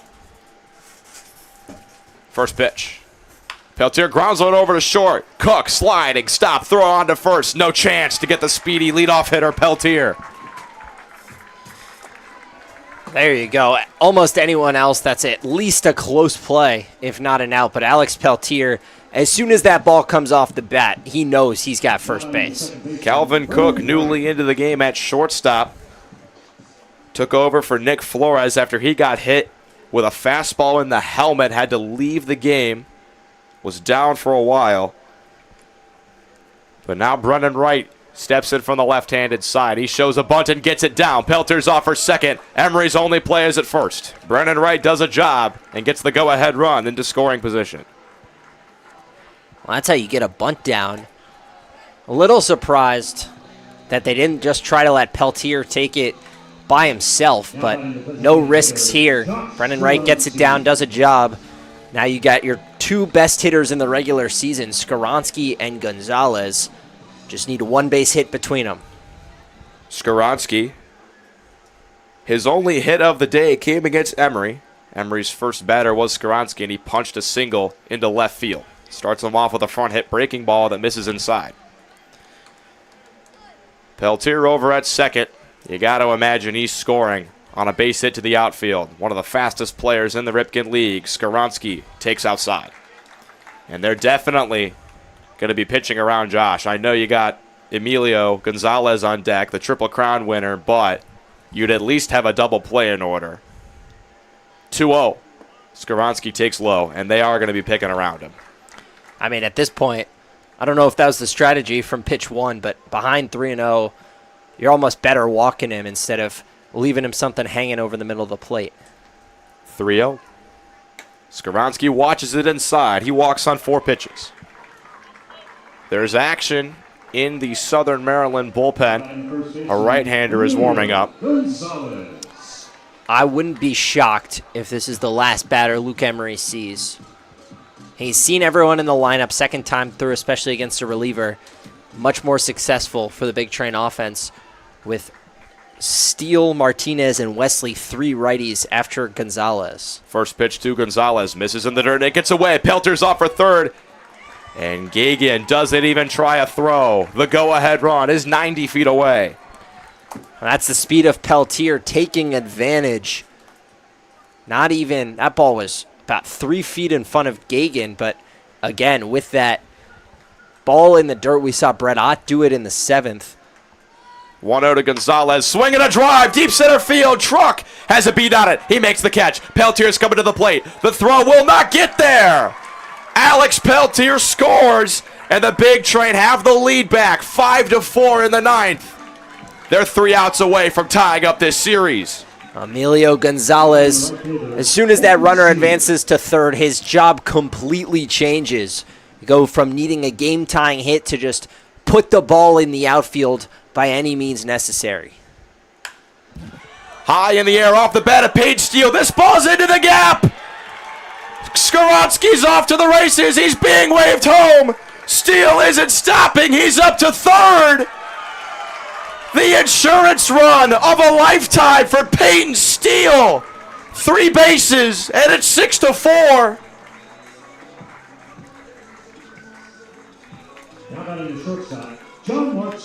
And they left Luke Emery out there. A few batters too long. They should have taken him out after Gonzalez if he should have been out there to begin with. Peyton Steele sees 1 pitch. It's a fastball at the top of the zone, and he makes no mistake. Goes the other way. 0 triples in the regular season for Peyton Steele. 14 extra base hits, but his biggest swing of the season puts the Big Train up 2. It's Logan Quad taking over pitching duties when we come back on the Big Train Baseball Network.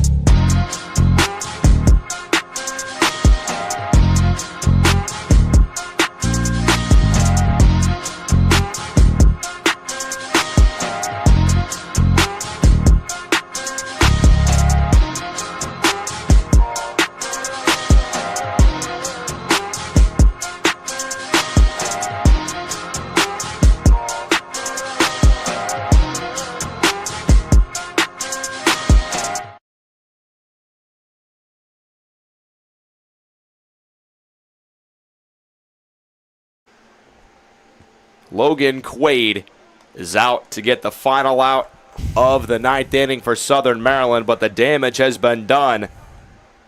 A sac fly from Emilio Gonzalez and a triple from Peyton Steele. 2 runs in the inning for the Big Train, and a third waits at third base for John Martinez if he can get on with 2 outs.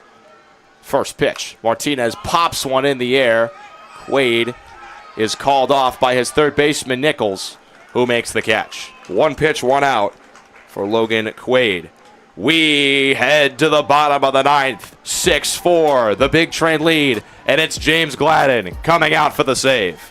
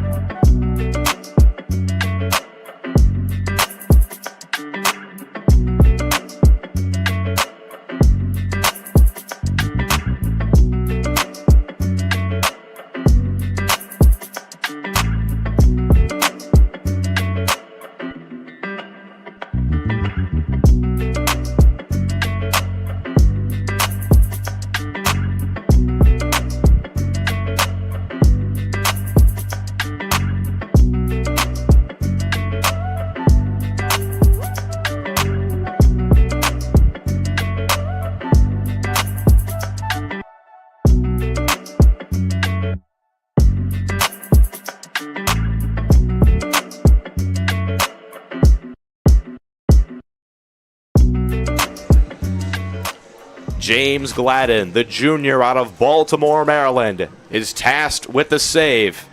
Big Train lead at 6-4. They're 3 outs away from tying up this series and forcing a Game 3 tomorrow. The numbers for James Gladden have been terrific. A 1.45 ERA, 3 saves, has only allowed 1 hit on the year.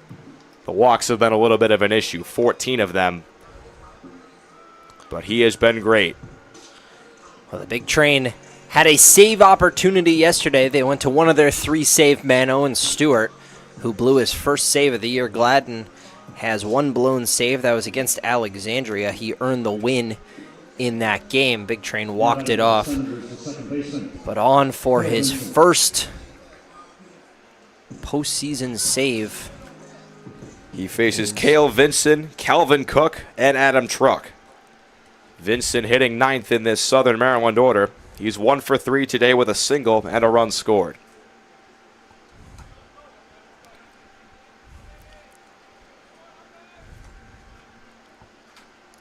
And the first out for Gladden is going to be key. When he gets that first batter and it's clear he's on his game, normally the next 2 batters follow. First pitch, a slider misses outside. And the slider for Gladden, it's his money pitch. A lot of bite and a lot of velo.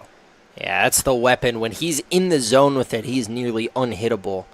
When he can't locate it, that's when he tends to walk hitters. 1-0. Cale Vinson showed a bunt, pulled it back. Gladden spots the slider on the outer edge for a strike. And Wesley over at third, not fooled by the bunt attempt. He's still staying back. 1-1 from James Gladden. Another slider and another strike. Owen Stewart came out of the bullpen through 9 consecutive sliders to start his day yesterday, but walked the first 2. Gladden's thrown 3 in a row, but 2 for strikes. 1-2. Gladden set. Deals to Vinson. Grounded up the middle. Martinez giving chase. Fields throws to first. Strong throw. In time. Martinez, a Gold Glove level defender over at short, and he just showed you why. That ball not hit hard off the bat. It gets past Gladden. It looks like trouble. And here comes John Martinez with maybe the hardest throw he's made all season long from the shortstop position in a crucial spot. Calvin Cook off the bench for his first at-bat of the game. Nick Flores out of this game after getting hit in the head with a Cole Ketchum fastball. James Gladden goes back to the slider and locates it for a strike.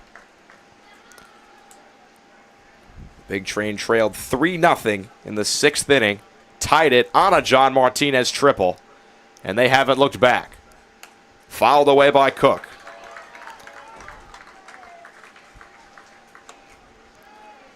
Goes back to 2 sliders in a row.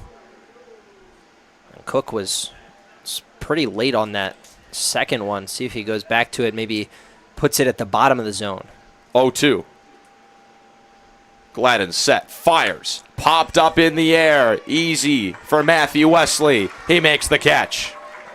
The Big Train are 1 out away from forcing a Game 3 tomorrow. It's the tough part. Truck, Tribble, and Kraus.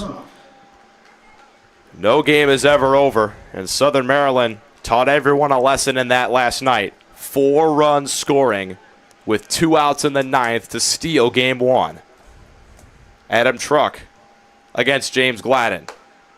Gladden goes to the fastball and misses high and out. I go right back to the slider. It's been working for you. A couple of soft contact swings, even with the stronger hitting Truck at the plate. 1-0. Goes to the slider, and it's a strike. And that's what you want. James Gladden can place that slider on the outside half with that late break it has. It doesn't look like a strike until the end. That's where he wants to live. 1-1. Gladden takes a deep breath and fires. Truck takes another slider for a strike. Same pitch, same spot, same execution. If I'm James Gladden, Dylan Murphy, I go right back to that. 1-2. Gladden set. Will he go back to the slider? He does, and it misses just high. Truck, a nice take there. Gladden wanted it. He was ready to come off the mound with some verve. 2-2. The Duke outfielder. Southern Maryland's last chance in game 2. 2-2 from Gladden. Chopped foul. There he goes. Bottom of the zone. That's what I thought he was going to throw in the last pitch. Leaves it below the zone, and all Truck can do to get just 2 seams of that baseball. Still 2-2. Truck is going to put up a fight. He has 15 walks to just 14 strikeouts through the regular season. He's disciplined, a .423 on base. Still 2-2. Kick in the fire from Gladden. Fouled away into the padding behind home plate. Truck got even less of that pitch than he did the one before. He's barely staying alive. If I'm Gladden, this might be the spot where I go fastball up. 2-2. The Maryland Terrapin looking for the save. Kick in the fire. Chopped back to him. James Gladden will flip it to first. We'll see you tomorrow night. The Bethesda Big Train have forced a winner-take-all Game 3. That's the ball game. Your final score. Take a deep breath, Bethesda fans. Your team got it done. Fans, a reminder, Game 3 of this Best of 3 series with the It wasn't pretty, is tomorrow night, but it doesn't need to be. Game time, 7 John Martinez, the hero of this one, a 3-run triple, a couple of weapon throws from the deep hole, and then right up the middle, the bullpen comes on and gives you 5 innings of 1-run ball. Madigan, Ketchum, and Gladden follow Drew Bellis, and the Big Train survive. That is as tough a test as you are going to see, and as nervous a game as you will ever see Coach Sal Colangelo. Big Train will have the momentum tomorrow night at 7 p.m., and they'll be the home team. We should be in for a doozy. The Alexandria Aces will be watching intently. It's Cole Ketchum who gets the win. It's Luke Emery who gets the loss. And it's James Gladden who gets the save. 6-4, the Big Train are victorious. And they have forced a winner-take-all Game 3 from Shirley Povich tomorrow. This game took 3 hours and 40 minutes to conclude and even had a lightning delay in the middle for good measure. For myself, for Elliot Brooks Rubin, for Gibson Hurd, our producer, and for everyone who makes this product run, the Big Train are not done yet.